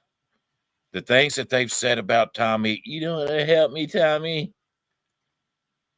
Help me. You're my only hope. This is beyond disgusting, yes. Yeah. So they really have no allegiance. So the idea is that what they've expressed to you is basically disingenuous. They just seem to be using whoever they can for their own nefarious purposes. Yeah. I don't know what Snafu's saying down there, John. Yeah, he wanted to come up. Snafu, I saw you back there. Snafu, maybe you're with Damon Pickle. I don't know. Snafu appears to have some information he wants to lend to this. Yeah, let's continue. Let's continue with these hooligans, okay? Let's continue. Industries guy, maybe his marketing employment is in danger. Maybe I'm the one with the wheeling and dealing. I mean, look, if that happens to one of our associates, he understands that it's just the business of things. Yep, it's just business. Run that back. Do you acknowledge I'm the rickest Rick? Bro, you are the rickiest Rick to ever done Rick. What's he saying? I didn't catch that. What kind of business is he talking about? Well, they appear to be offering Illumitami like some type of deal, like a let's say an alliance. So they're willing to pledge something to Tommy for information regarding your wife and her potential whereabouts. Okay. What did you discuss with these gentlemen on your panel? Were you talking about your wife and your current situation? What happened? Oh man, we got into it because I'm waiting on Tommy to drop the link, and they're blowing up, blowing up. Tommy was with a 17-year-old girl. He was 29, and I said, you know, they're gay, they're queers. I mean, I don't know what else to say about that. And Meaning then to say that you see no issue with Tommy, no, 29, no, with a 17-year-old, no. right? And their biggest was the age gap. You know They what's don't funny, John Thomas? they It don't appears like like age the gaps. the government and the authorities actually don't have a problem with that either. I mean, did Tommy break any law They by didn't doing care. that? They didn't So, care. It was gross. Ew. He's too old. The age gap creates right. prejudice. So you're And saying they're basically saying God's creation is gross. yeah, that's That they're it. saying, right? They're basically turning normal, natural human interactions and human functions into something gross, right? Interesting. And age gaps offend them. Highly, highly offended by older guys with a younger girl. That's the same as pedophilia to them, no matter what. One of them told me he doesn't look at her, she's under 20. That's still too young for him. Rick, this side of Denver. I don't know if I respect your immediate cucking, sir. I've had to battle you on 3 separate panels, to which I'll admit you took it in the anal pretty rough, but none of those channels left that referenceable. Lucky you. But I have noticed your stand down. I believe it more to be a lack of cardio in this war of attrition that I am very capable of maintaining. But I recognize your stand down. But if you pursue these chat plebs, it is this community that you'll deal with. I am only going to be the voice, the panel representation of those hordes of chat. So, John Thomas, it appears as though Tommy actually was advocating for you. He seemed to communicate to these two individuals that Tommy may find issue with these two gentlemen, as he said, pursuing the chat plebs, which he was including you amongst. Your thoughts on Tommy's seemingly, let's say, gesture of solidarity with you, good sir? Well, it's clear he's got better discernment and less mind control in this situation. And what else can you say? These two here, there's no hope for them, I guess. I mean, what I'm here to divide the wheat from the chaff on this issue. Anybody wants to come at me, come at me. And you want to accuse me of thought crime, I'm allowed to have beliefs, damn it. But these two decide that I have to believe like them, or else I'm going to find your wife. We'll see about that. It's beyond the pale. Chat shit. I don't take threats very well, Tommy. Just It's not a threat. It's the isness. You know what's funny? This guy says to Tommy, I don't take threats very well. They come up here and they're trying to find your wife in real life. And this guy has the balls, as Tommy alludes to something very gently, to say, I don't take threats very well. Again, the entitlement from these people is insane. John Thomas, these people can't even be interacted with, dealt with on any civil level, on any level of, a cordial understanding. These people are reprobate in all of their ways. Your thoughts? I agree. And they ain't going to come up here on panel and let everybody hear them. You know what I mean? I followed them to a panel. Some guy named Linguini, the Dragon Slayer. They said, you got to come over to the Possible. Come on, John, come on. And we want to hear you talk about this. We want to troll you there. You know what I mean? All at once. Guess what? I go there. Nothing. All of them all at once. You can go watch that stream too. Right on. I want to say something to the audience. If you consider a 29-year-old man experiencing a relationship with a 17-year-old woman, okay, you can say, oh, she's a girl. No, by law, she's age of consent. That's a woman, okay? If you want to consider that pedophilia, you have a huge problem that you need to work through. You're going to say, oh, Z, you're the one with the problem. You're the sicko. No, you're the fucking sicko. Because you're rejecting creation. You're rejecting the creator. If you think a 21-year-old having a 29-year-old having a sexual relationship with a 17-year-old woman, you indeed are the one out of your mind. And You're the fucked up one, okay? Both Because you're buying into a presentation by popular culture that older women are actually more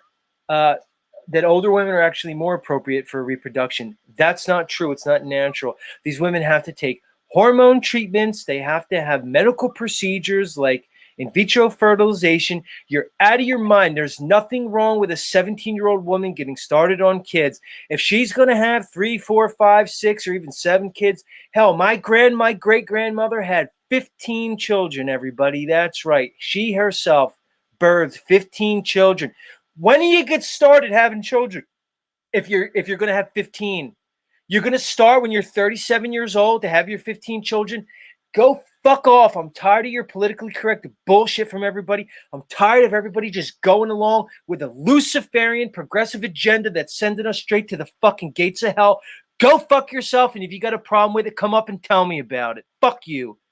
John Thomas, your thoughts, right sir? On, see, right on. And, you know, these two told me that they were atheist nihilists.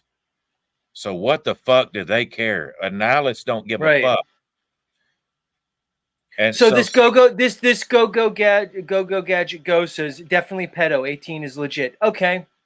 So you're disagreeing with not only the majority of the states in this so-called union, where the majority of states have a legal age of consent that's below 18. Not only you do disagreeing with those so-called authorities, you're disagreeing with the entirety of human history. You're disagreeing with biology. And like I said, you're disagreeing with creation and the creator. And you can go fuck yourself.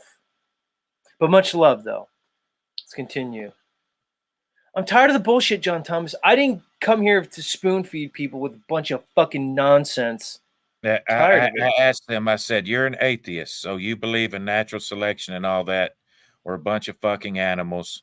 Well, what does any animal do, a female animal, as soon as she comes into heat? Do they all sit around and wonder if she's, 18 yet? In dog years or whatever the It's fuck? insane. I think Go-Go Gadget says, morality. It's okay to have morality even if you're a nihilist. It's about morality, John. What does it matter, Go-Go Gadget, the age of the man? If she's sexually appropriate for consent, she could consent to fuck whoever she wants. I'm tired of it. They want it both ways. So what are you saying? That she doesn't have the power to choose her sexual partner that she could have sex with? It needs to be do you think a 19-year-old man is in a position to have a John Thomas? Let's talk to these people, okay? Makes me sick when I see these young. It is sick. Let's get down to reality, everybody. Who's more appropriate to sire a child, a 19-year-old man or a 29-year-old man who has had a chance to mature, develop himself, gain some level of resources, knowledge, understanding, and experience? So this 29-year-old man can then sire this child and have a family with that 17-year-old woman. Are you telling me that a 19-year-old guy who doesn't know his fucking ass from a hole in the ground is more appropriate than Illumitami at 29? You're fucking out of your mind. I'm tired of it. I'm not going to stand for it anymore. You people have been engineered and indoctrinated into a level of insanity that is almost incomprehensible, and I'm fucking tired of it. Please, John Thomas, take it away. Well, they want kids to run shit. That's the bottom line. Okay. And Becca was backing them up big time. And I wish she would have come around, but she never did. She resorted to slanders. And in the end, I got them to admit that it's not up to us. It's none of our business. Here's the thing. All I said was it's up to a dad to decide. Which, you know what I mean? I go by the laws of Moses. She wasn't supposed to be fucking anybody as long as she lived in her father's household. And all I was voicing a gripe is that they think it's okay that there's boys can run around fuck everybody's daughters, and that's what's causing all the abortion and the antidepressant pills And these fucked up girls of ours are so nutty by the time they're 20 fucking 5, they're not worth a fuck. And they are damaged goods. Yep. I want to address what Zach Ocker says. He says if he or she, I'm not sure. I guess Zach is a he. If this quote is, if the man is immature at 19, then the girl is even more immature at 17. That is an obvious false equivalency. An obvious false equivalency. Look, this may be unpleasant to all you people with more delicate sensibilities out there. Men and women, guess what, are different. Biologically, intellectually, cognitively, spiritually, and otherwise. Men and women are different. A woman at 17 and a man at a similar age are two completely different entities. All human history, all biology has shown that a woman at 17 is vastly more mature than a man of a similar age. The argument goes without saying. It proves itself on its face to the point where I don't even want to try to argue it because it is true on its face. John Thomas, please. 25 years old for a guy is like 15. Let's face it. I mean, we're that immature, and if we say that we're not, maybe you're still behind the. You know what I mean? You're so far behind the curve. They come at me. They don't know. Here's the thing. They don't think that a young, teenage girl can't fuck. But she needs to be fucking a boy. That's what burns me up so fucking bad. It makes me want to vomit. And this is what Becca was saying as well. It's none of your fucking business what they're doing. Let me ask you this. And I asked them, how are you defining child? 18 because, and how so? I mean, these people come at me like they've thought outside the box, but they let Uncle Sam define everything for them. In the end, it's that paradigm that they protect through issues like this. I asked them, I say, well, if she can't give consent as a teenage girl and he can't give consent, who for the fuck gave consent when they're fucking? Oh, they don't need consent. So they can molest one another. Who's the fucking molester then? Neither one of them gave consent. They're not old enough to. Oh, no, John, blah, blah, blah. And they just, get off into a rabbit hole. I ask them, okay, the boy's 17. The boy's 17. He's a week away from 18. Your daughter's 12 years old. Can he fuck her? Well, no, John, no. Because, see, that's gross. He should know better. Well, he's a kid. How's he supposed to know better? You know what I mean? They don't have an answer. It's all mixed up and goofy, John. All right, let's.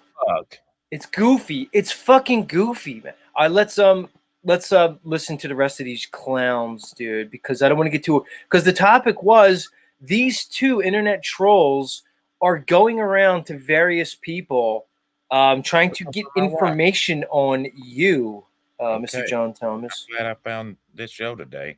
Yeah. Do you have any plans on responding to these two gentlemen, or are you going to just let it play out and see where it goes? Yeah, I'm going to let them, I'm going to give them all the rope they need. All right, let's go.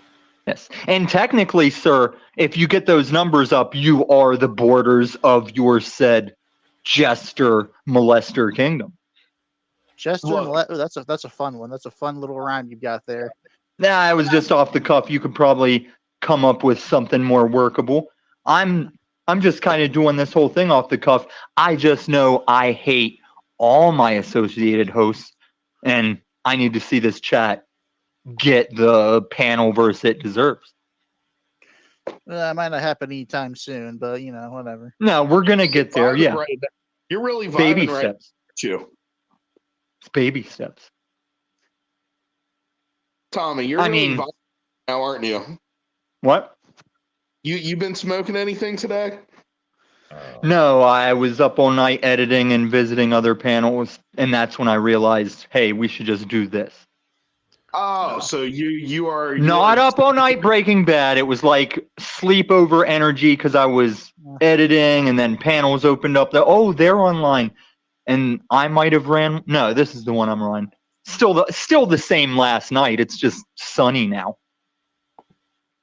It's always sunny in Colorado. Colorado, yes. John Thomas, why do people think they can escape the reality of biology when it comes to human procreation. Like our friend somewhere in time says, 25 states in America have laws in the books to marry children 12 and up. That's just cover for the pedos and Sharia law, et cetera, et cetera, et cetera. Hold on, everybody. Let's get fucking real. I'm not saying 12. I'm just going to say something in general. Throughout history, John Thomas, do you know the age where a young lady is bat mitzvahed? It's like 13, isn't it? 13, You're into the Levitical shit, aren't you? Right. When is the Spanish Quinceañera? It's at 15, right? I'm just pointing this out. I'm not saying anything other than throughout the course of humanity, we have understood the biological imperatives, the biological necessities when it comes to the procreation of the human race. Why have we made natural biology dirty? Who convinced you that sex is this naughty thing that can only be engaged with some of you were saying, with the mature mind of a 25-year-old woman? How is a woman at 25 going to engage on the process of starting a family and do it in any classical understanding of what a family is? So at 25, as Zach Ackery says, when she develops her logic based on the science that you're quoting me, then she's able to finally begin to choose a partner. Let's do the math, John Thomas. She's 25. So now, okay, her brain has come to that perfect point of maturation that Zach Ackery says she's achieved. So now she could begin to start to choose a mate. Okay, let's just play into your modern conception of the courting ritual that we have. So now she's 25, she could begin to date. How does that happen at 25? Because she's obviously not going to remain abstinent until that time. So up until that age that she's, had her logical portion of her brain fully developed, she's already been on Tinder, she's already gone to college, she's already likely had numbers, bodies, and been run through in ways that many of you older ladies probably can't even imagine that a young lady participates in these times. So now she's burned out. She has no ability to pair bond. She's reached the age of 25. So now what? She engages in what? Dating with a purpose? Because she's 25 now? So now what? She goes on these dating websites. She has her career develop. She finds a guy that's somehow going to be okay with this woman who's used up her prime reproductive years running through men. So now she's 25. She spends how many years, Zachocracy, does it take for her to find the man of her dreams, her soulmate? Let's call it 3 years of dating to find that guy. Okay, now she's 28. Now she finds that guy. They have to go together for 1.5 years before they get married. Now she's 30 and she's getting engaged. What happens if it doesn't work out for her at that point? The engagement falls through. The guy dies. They decide that, she decides that she's just not happy and has to move on. Now she's 30 years old. She's at ground zero. She's been run through. She's been traumatized. She no longer has ability to bond with a man in a real way. And now she's in her 30s looking for that guy. Now desperation mode kicks in. Now she's on the clock.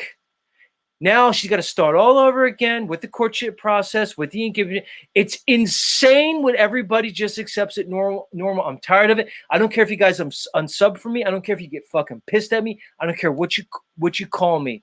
I come here and I bring you the fucking real, and I'm not messing around with people anymore. I'm going to tell you what I think is true. And anybody who could fucking argue with me, I'd like to see you come up here and argue it, because so far you haven't shown me shit. So welcome, Snafu. Snafu, welcome to the show. Mr. Z.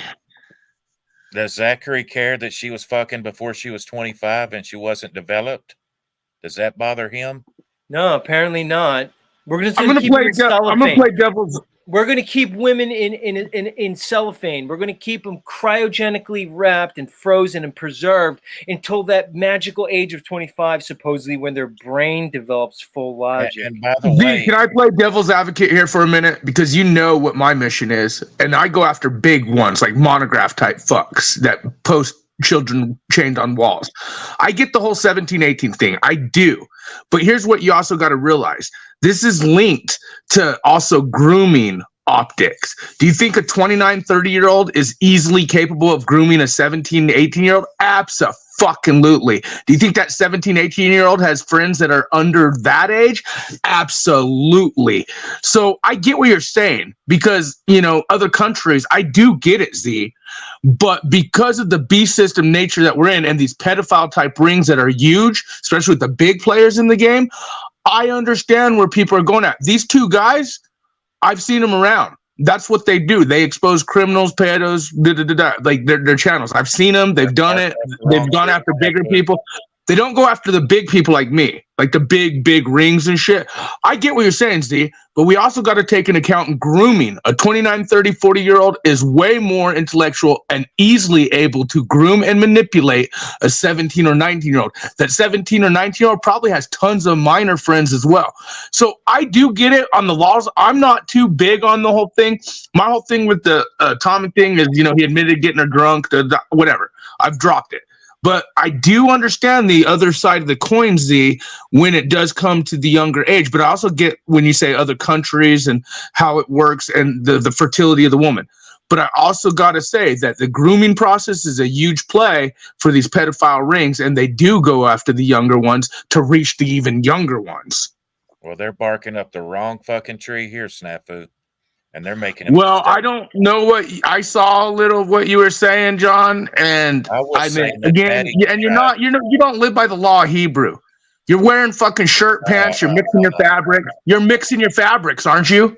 You're not following the law of Moses, dude. You're mixing your fabric. So quit acting like you're this something that you're not. You're doing your new age fucking ways of religion.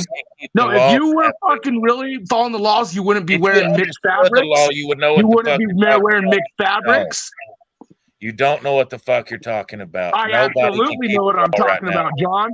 Can You're anybody fucking going off Old Testament fucking bullshit and putting this new age religion shit out there. And again, the only thing I wanted to address is I agree with Z on the woman fertility thing, the age difference. I get blah, blah, but I also know because I go after these big criminal pedophile rings. Since we got you here, we done heard you say that. We done heard you say that. It's part of their tactics. We done heard you say that, Snafu. John, tell us what fabrics you're wearing. Are you wearing the? No, how about you weigh in? Are you following the laws? You weigh in, brother. God told you not to mix fabrics, right? You weigh in. Snafu, hold on. You weigh in. Snafu. Okay, my son's 17, your daughter's 12. Can he get what he wants from her? And you got nothing saying it. Why are 17 and 12-year-olds fucking? No. You tell me because it's the drastic end of the spectrum. They're both kids. Oh, I'm gonna have to just come. I'm gonna have to take a beat, everybody. Take a beat. You're gonna do my head in. I'm adopting that British phrase, do my head in. And Snafu fucking runs away. I was going to ask you, Snafu, what issue did you have with those other two gentlemen? Because Snafu apparently feels that these guys were going after John Thomas for other reasons. I'm just saying. Nuba knew the vibe was dropping too low. I had to. Snafu just fucking split. Is this the game Snafu's playing now? When did you start with this bullshit, Snafu? And by the way, I mean, Snafu, the optics are saying that you're becoming increasingly culted. Does any of my audience see what I'm seeing with Snafu? And I'm watching Snafu, like, just step by step become increasingly more culted. Has anybody fucking seen that shit? I don't know. It's weird. Here he is. What do you run now, Snafu? Is that a new thing that you're? No, my StreamYard fucking glitched out. Yeah, I was like, you don't do that shit. No, I'm here. But yeah, no, like I've been listening because I'm gritting my teeth because I agree with you on so much of it, including the age difference and how other countries are, blah, blah. But because of my mission and what I do with privately owned government operated and big tech, and I've showed you guys monograph, I've showed people, you guys seen it. Let's not even talk about we're talking about bigger rings. The grooming process. No, I get that. Hold on, Steph. Hold on. Don't. An older man can groom a younger woman. Period. You don't have to monologue. You could have a discussion. Listen, I like Snafu mutes himself. So, look, it's a touchy subject, but I don't like to shy away from certain things because there's certain realities that people are being conditioned away from. We're being brought into a world of fantasy. They're taking us out of our nature. Snafu, they're trying to convince us that our nature is bad. They're trying to tell us that we're dirty by nature. And I'm trying to talk to other people about this subject and say, let's fucking get back to reality. Go ahead. And I want to bring something up with you. Go ahead. And that's where I agree with you 1,000,000%. See, I honestly would be the same person as you saying, yeah, 17, 18 to 30, 40, it's not a big deal, blah, blah. But I know what these guys do and the grooming techniques and these rings. And again, we're talking like real shit. We're talking about babies' asses being split apart and then used for organ donation. Okay, you don't have to be so fucking I'm just graphic, being real with the dude. people. Organ donation, Yeah, harvesting. you don't have to say it like thing. that to people, dude. That's a crazy I fucking get, thing but to say. see, some of us look and investigate way more than most of you could even understand. So for us, it's real. Like Okay, but you're doing appeal to emotion. They're unrelated. We have to say, don't we have to agree that there should be a line where we consider a woman fertile and of the age of consent? Now, in America, it's different by the state. It's not a federal thing. They leave it to the states. The majority of states have the age of consent at 16. That is a fucking fact. Some of them you even can't 15. deny that. It Some of can't them be even denied. 15. All right. I haven't investigated. There have been cases where 13-year-olds or 14-year-olds with 30, 40, they go to court and they still get away. It also has to do with, I think, a mental awareness as well. Like, because the grooming part is a huge thing. Like, is the person on one side more emotionally able to groom the other person as well? Like, because the grooming part is a huge thing. Like, I think I just looped something here. Yeah, I heard myself repeat. Snafu, I'm trying to do a poll on my right now. I want to give a poll to the audience. How do you do a poll? I've never done it. Community moderation, participants, timestamps. Yeah, you click on the 3 buttons or whatever where it allows you to block and all that shit. Or yeah, whatever. well, it says like pop-up chat. Send feedback, timestamps. Does anybody know how to do a poll? What's pop-up chat? The fuck is that? I'm going to short circuit my computer. No, it's just the chat gives me a pop-up. This is actually a good conversation, and I'm glad you're the one to bring it, Z, because I agree with you for most of it. I really do, except for the part of it's hard for me to say,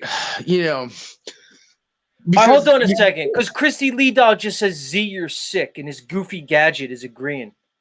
How am I sick, Christy Lee Doll? So you want to state such an audacious fucking thing against me and say I'm sick? For what? You won't come up here and fucking talk, will you, with that little southern accent? Well, when you said the 12-year-old thing, I think that's what, like, that was kind of I didn't say extreme, 12-year-olds. I didn't say 12. When did I say 12-year-olds? I saw Christy Lee say, now you're talking about 12-year-old Z versus 17-year-old. When did 12-year-old come out of my mouth? It didn't. Christy Lee knows it. Fucking people are nuts. Right. So I agree with your thoughts, and I'm kind So of come curious. on, come up and tell me how I'm sick, because I don't disagree that a 17-year-old should be allowed to choose sex with a 29-year-old man. Come up and tell me how that's sick. I'd like to. Hey, let's not remember we were talking about grooming optics, and if we're going on 1729, which is based off the Illuminati story, remember he also said he got her drunk and fucked up when he did that. A grooming. You think a 17-year-old is gonna be like, yeah, let's party, fuck yeah? Of course they are. Especially with the older man. She said, no, there's a reason you keep bringing up this topic. No, maybe you're the fucked up one, Christy Lee Dolls, and you don't want to admit it, but you won't come up here and talk about it, will you? Christy Lee Z brought this topic up because he's right. They are trying to take everything away of what nature and what is right. So I agree where Z's coming from. That's why you look at other countries. I mean, they're marrying. This is a touchy subject, like you said. For me, the only part I get invested in is with the criminal type actions that lead to that, not necessarily like the consensual things to that. So I get where Z's coming from. I do, but I also focus on like people taking advantage of that and the grooming process and the mentally prepared for that situation. So it is a very intriguing touchy subject, Z, especially because I'm into that shit like big time with these criminal types that are using online shit to portray it. I think it's great that you're bringing this up. And if people want to get triggered like her, I think she should come up here and tell Z how you feel. Well, she says a 48-year-old? Is that the real thing you're wondering? I have no idea what you're talking about, Christy Lee Dolls. I don't. We were talking about a specific case where a 29-year-old had a consensual sexual interaction with a 17-year-old in a state where it's perfectly legal, and you're telling me I'm fucking sick. So I don't know who said 48. I didn't bring that number up. And guess what? If it was a 48-year-old, it's still not sick. So you're not understanding. I'm wondering, Snafu, if Christy Lee Dolls is just projecting, because she's at that age where that wall is approaching, if it hasn't, already happened. Is Christy Lee Dolls maybe just in her feelers because she's not that young little hotsy-totsy girl that she once was? I'm just saying. Let's just remind you, Christy Lee Dolls shows off that groupie presence. She's always talking about how hot you are, how hot Paul is, how hot these guys, everywhere she goes. So I think there might be more fillers involved with that on her feminine side of jealousy, maybe? I don't know. How's this, Christy Lee Dolls? If you think there's a moral issue, as you say here, moral issue with a 29-year-old man and a 17-year-old woman, you're the fucking sick one, because you're the one that's going against nature. You're the one that's embracing a disgusting Luciferian progressive agenda that's anti-human, that's despotic and tyrannical. You just don't fucking know it. I think it's also per what would you say, situational. It also, I think, is a situational thing, because like I said, there is reported cases of 15, 14-year-old guys, girls running off with like 30-year-old men or whatever, and then end up getting whatever, pregnant or whatever, and then they end up in court and they've actually won. I think it's a situational situation as well, but because of it's like a gateway drug, so to speak. It's a gateway process, I feel, for the more nefarious acts. So that's where I get involved, but I get where you're saying it is.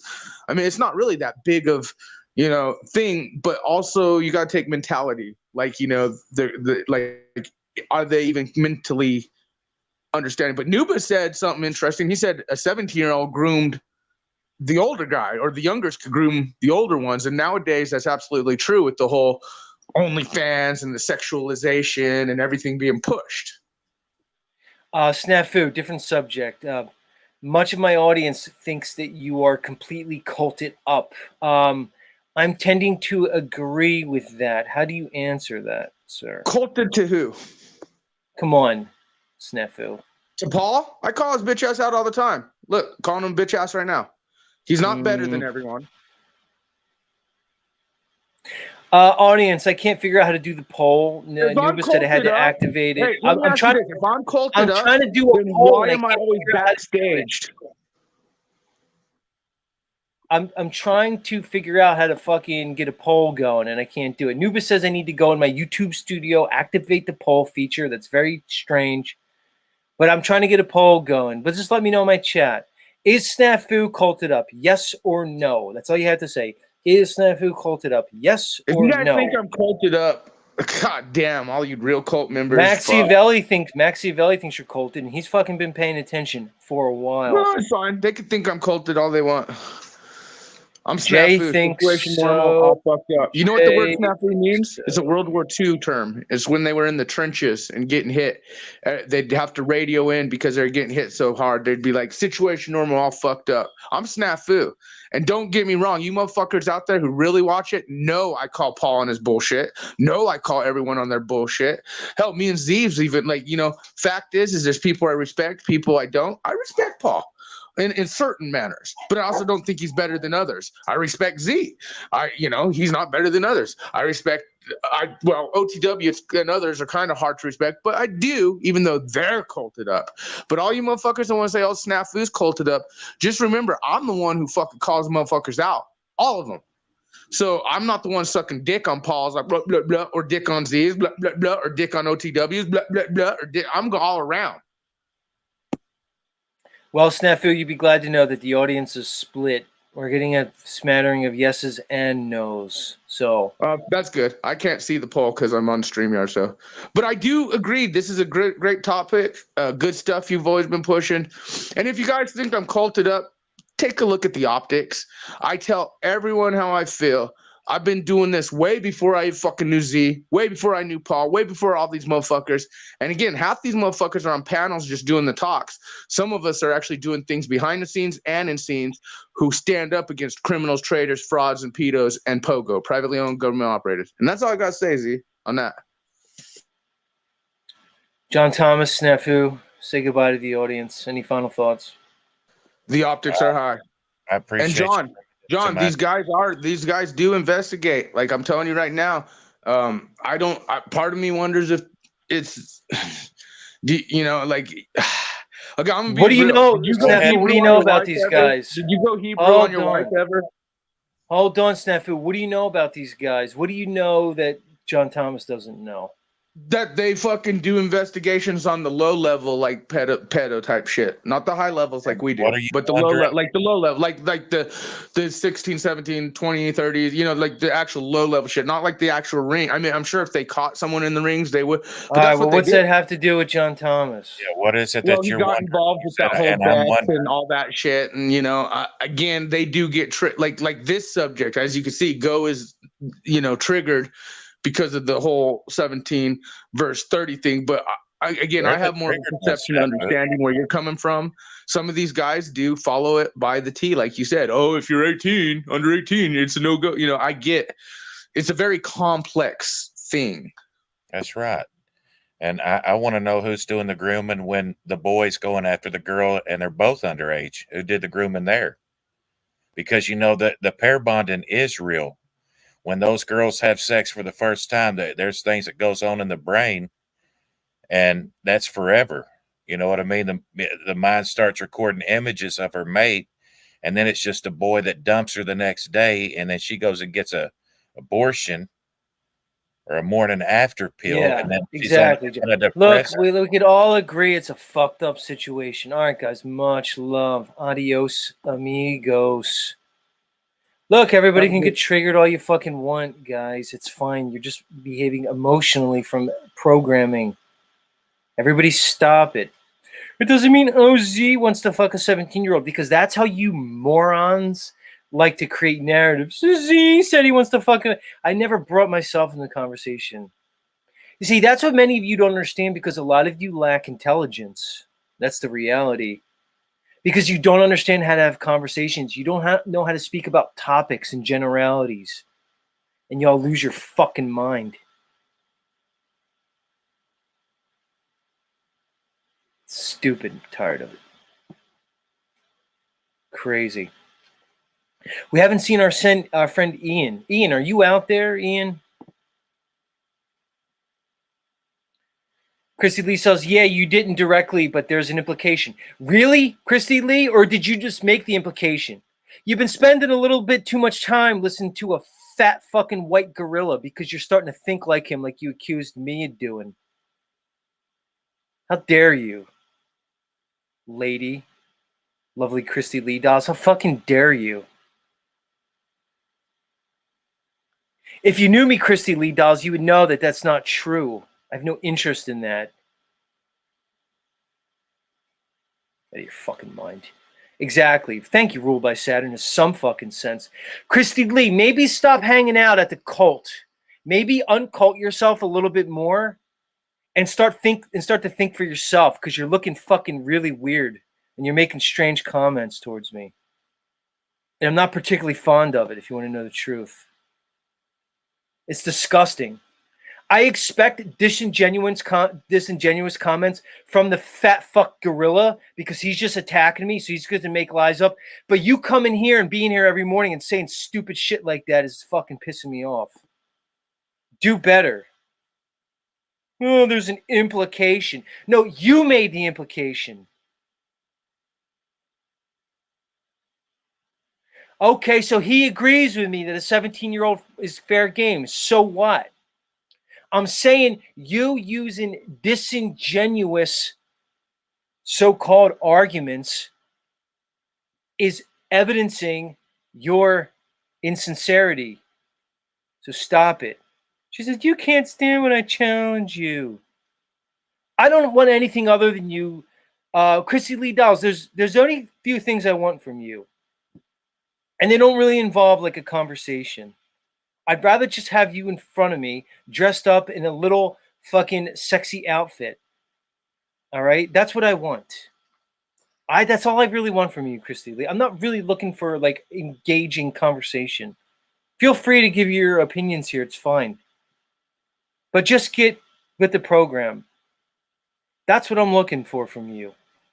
Unless you can offer me that, I don't really know how many more dealings, we could really have with each other. Get over yourself.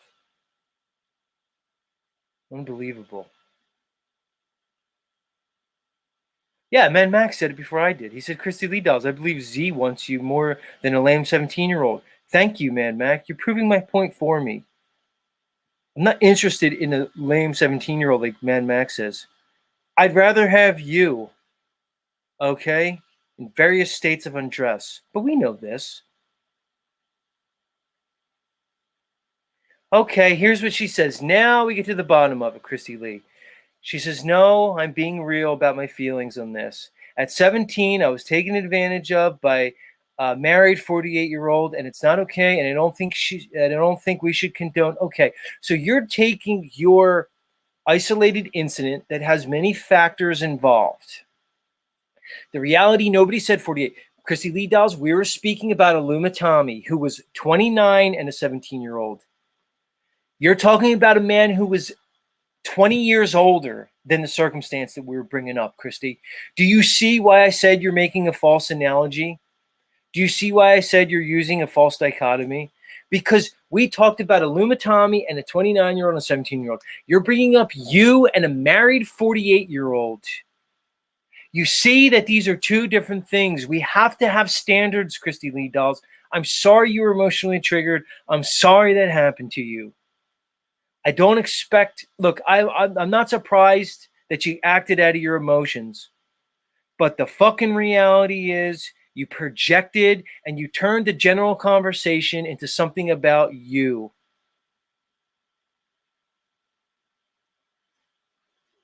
And by the way, I still want to fuck you. Just saying. God. I could admit it. I don't care. The chick's smoking hot. What do you want from me? Checked her out? Anyway. She says, I can't imagine anyone willing to sleep with Tommy. Well, that's a completely different conversation. You and I could probably agree on that. I have a hard time imagining that my damn self. Unbelievable. Well, bring me something I can use, Christy Lee Dolls. And that's basically your luscious ass on a fucking silver platter. That's what I want. I haven't given up on that yet. I still hold that as one of my goals here in the metaverse. I'm not looking for much. I'm not looking for much. A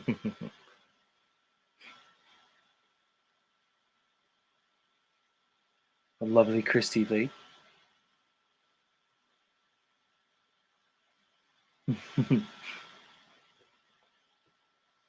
All right, let's get on the news. I waited around for Ian long enough. Ian, I was waiting around for you. We'll look forward to another morning. I know you're on West Coast time.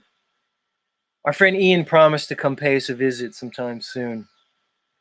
Ian, I'm going to start the news. If you do wake up, let us know. We'll break into the news to bring Ian up. We'll accommodate his time schedule. Plus, OTW is going live at 9:30. I don't want to step on OTW. God forbid. You know, these YouTube streets. Yugi said she would go home unsatisfied. So what, Yogi? Yugi, whatever your name is. That's not my problem. So what? I'm supposed to not want to fuck her just because, as you say, I probably won't be able to satisfy her? Who cares? That's her problem, not mine. I'll let her decide. Either way, why should that stop me? Unbelievable. Hasn't stopped me in the past. I used to say I want to see Christy Lee dolls dressed up in a baby doll, nighty, licking a lollipop and pigtails. But God forbid I got to let that go. Because you all start calling me a fucking pedo again, including her. So Christy Lee dolls, if I get you and the baby doll nighty with the pigtails and the overly, the large lollipop, are you going to consider that weird in some way? Fuck.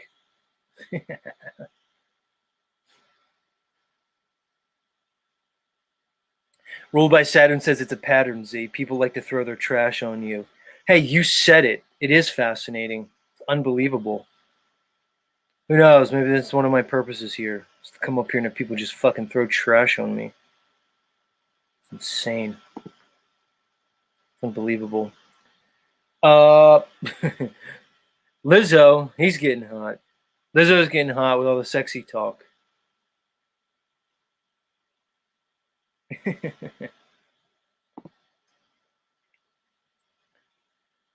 All right, if you guys see Ian show up during the news, let me know. We'll break in. Otherwise, we're going to proceed with our regularly scheduled programming. Of course we are. Bunch of nonsense. It's incredible nonsense. And by the way, Mr. Snafu, I can't follow you, sir. You're an interesting case, Snafu. Snafu's like Moose. I have Snafu and Moose kind of in the same category. They're kind of like flip-floppers, jellyfish guys. Come on, guys, get with it. I expect it from the ladies. Like, I expect it from like a Cadence or a fucking Heidi or a Christy Lee dolls, of course, or even a Special K. I don't expect them to really like have any like standards, or at least the level of standards I would hold like you up to, Snafu. I'm a bit surprised by your behavior. I guess we'll let you slide. Just saying. All right, everybody. It's time for news.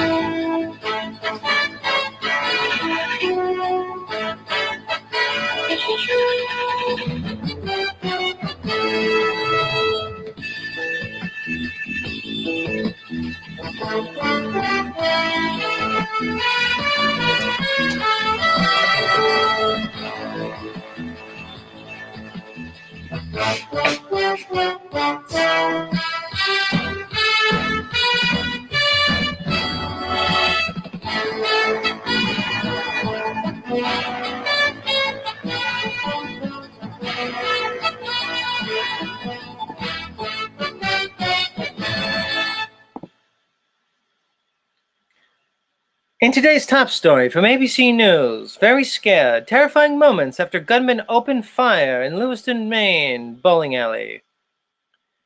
At least 16 people are dead and dozens more have been injured after a bowling alley came under fire in Lewiston, Maine Wednesday evening, law enforcement sources confirmed. To ABC News, the death toll is likely to rise, officials said. Hours after the shooting, the deadliest of the year and one of the deadliest in recent decades, the gunman remained on the loose. Hundreds of police were searching for a person of interest as communities remained under shelter-in-place orders. Well, I'm just reading this for the first time. This is a new one to me. So I'm not sure, how much of this is ongoing, how much of this is fact versus conjecture. But it appears a guy went fucking crazy and shut up a fucking bowling alley in Maine. And he's still on the loose. Of course, you have the shelter-in-place orders. We find more and more of this happening. And then it goes on, and it gives the experiences. There appears to be a photo of this guy. He's a white male. He appears to have some type of, let's say, automatic rifle. Right away, I mean, look, I'm going to just say this to you guys. I'm not an auto hoaxer. If you're coming here looking for auto hoaxing, I'm not going to do it. Now, I'm a guy who can look at 9/11 and say that's a fucked up situation, and I do not believe 19 men with box cutters took down fucking 4 buildings. I'm not saying that with fucking 3 planes. I'm not saying that. I'm not even sure there were planes on that day. But I'm not gonna fucking auto hoax every single article I read. I'm just not doing it. But it is a little fishy. They got a white guy with what appears to be an automatic rifle. All right? Tagging people up in a fucking bowling alley. I don't know. I'm not a goofball. I'm not going to pretend like I know. All I will say is we're living in a world of insanity. They're going to use the insanity. They're going to use the fear. They're going to use everything they can to keep you in a state of fear and paranoia. They're going to use everything they can to promote their progressive agenda as they try to take away your God-given rights, freedoms. They're going to erode whatever's left of the fucking Bill of Rights. So I'm not saying these people are above hoaxing an event, staging an event like that. I'm not above saying that they would do even false flags, but I'm not going to fucking auto-hoax everything. Just not. We'll just say that the situation is, let's say, developing.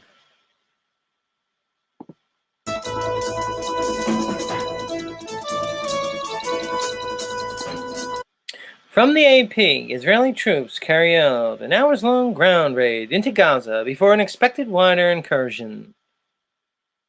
Israeli troops and tanks launched an hour-long ground raid into northern Gaza overnight into Thursday, the military said, striking several militant targets in order to prepare the battlefield before a widely expected ground invasion after more than 2 weeks of devastating airstrikes. The raid came after the UN warned that it's on the verge of running out of fuel in the Gaza Strip, forcing it to sharply curtail relief efforts in the territory, which has also been under complete siege since Hamas's bloody rampage across southern Israel ignited the war earlier this month. Well, again, right away, the narrative. Hamas's bloody rampage across the southern Israeli region ignited the war earlier this month. Come on, guys. What do they mean ignited the war? This is a war that never ended. This is the same psychopathic fucking mind control we see being presented by any fucking psychopathic organization, person, or otherwise. They're just going to point to an incident. They're going to create a narrative, and they're going to present it to you relentlessly, repeatedly, over and over and over again. They're just going to keep telling you that Hamas started this war so that everything that's done afterwards is fucking justified. It's sick. It's grotesque. I'm tired of it. People are too stupid to see it. It's insane. Wake up, everybody. I'm tired of it. You just believe what's told to you. You're indoctrinated. You're mostly morons. It's actually gross.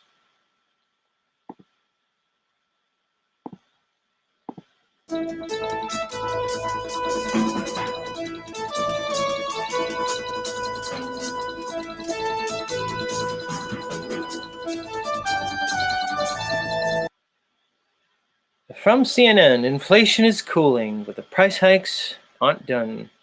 In 2021, when the price of organic cotton and other raw materials spiked, the family that runs White Lotus Home, a New Jersey-based sustainable bedding company, hoped the 20% to 25% jumps were merely momentary and opted to absorb most of the cost. But earlier this month, Marlon Pando, White Lotus Home chief executive, emailed customers to explain that the 42-year-old company could no longer afford to do so and the prices would go up in 2024. And then they go on and give another example of a Boulder, Colorado restaurateur who spends his weekends poring over spreadsheets, and again, the inflation, higher costs, etc., ballooning cost of goods. This is where we are, guys. What does it matter what you make if all of a sudden the price of goods just is increasing steadily? There used to be a time where 6-figure income was the goal, was the desire of your average middle-class family. If you can get to 6 figures, you'd made it. You might be able to retire at a reasonable age. You might have a nice 401k package ready for you. You may even have a retirement package. You may have benefits, retirement benefits from the company or organization that you indeed worked for. All kinds of things. That appears to be dwindling. We appear to see greater stratification amongst the haves and the have-nots. The middle class appears to be becoming something of an antiquated term. Less and less do we see the average guy and doll, the average family able to make it, keeping us under a state of steady stress, anxiety, and otherwise. People are more stressed out than ever. People are at each other's throats. They're angry, they're vicious, they're aggressive. This is the state we find ourselves in. And I ask, how do we move past this? How do we break the cycle? How do we stem the tide? How do we work to achieve some sense of humanity back as we move forward to what appears to be an increasingly satanic fucking agenda? This is where we are. Do we have it in us? Can we do it? Is it possible to preserve our humanity in the face of what's to come? To this technocratic dystopian future that they seem hell-bent on bringing us towards? I don't know. Maybe you can answer the question, because I certainly fucking can't. Anyway, that'll bring us to the end of another Z show. Much love, everybody. Enjoy the metaversal goings-on. Enjoy it. Because there's all these other content creators pledged to break the looping. Oh, we want to break the loop. This is insane. Don't hold your breath. Because as they continue to say that creators like me have no content, as they objectively show otherwise, I'm sure you guys will just, continue with your insanity. We're talking about people who spend literally every waking hour online. You all know it's true. Rap Blood, we waited for Ian. He said last night that he was going to pop on. I talked to him, but I know he's on West Coast time, so just let him know we'll be here. Are we going to trust that you other creators are going to break the loop of insanity? Z doesn't. But enjoy. Because I can see very clearly. I'm looking at people who... I have a whisker here. Are you one of the Whiskas there, Christy Whiska? That name is familiar to me, Christy. Are you associated with a farm in California? Just asking. You distracted me, lovely lady. Much love. Where was I? Yeah. I'm watching grown men who literally are glued to the internet from the time they wake up to the time they go to bed. They're justifying it as they're working hard and they're just so incredibly dedicated. No, you're just all fucking insane is what you are. I don't understand how somebody could wake up, turn their computer on, and just spew nonsense constantly. Whether it's in chat, on panel, whether it's their channel or others. You guys are fucked up. I don't want any part of it. I'm not you. I don't want to be you. I don't want to be associated with you.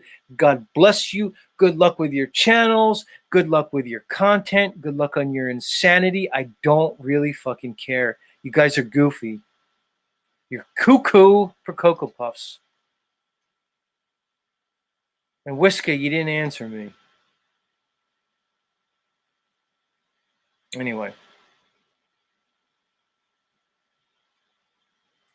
Much love to all. And if the fates are willing, we'll do this again tomorrow, which is Friday, where we worship the wonderful deity Venus. That's right, Friday's for Venus, guys. You too, Uncle Rick. Be well.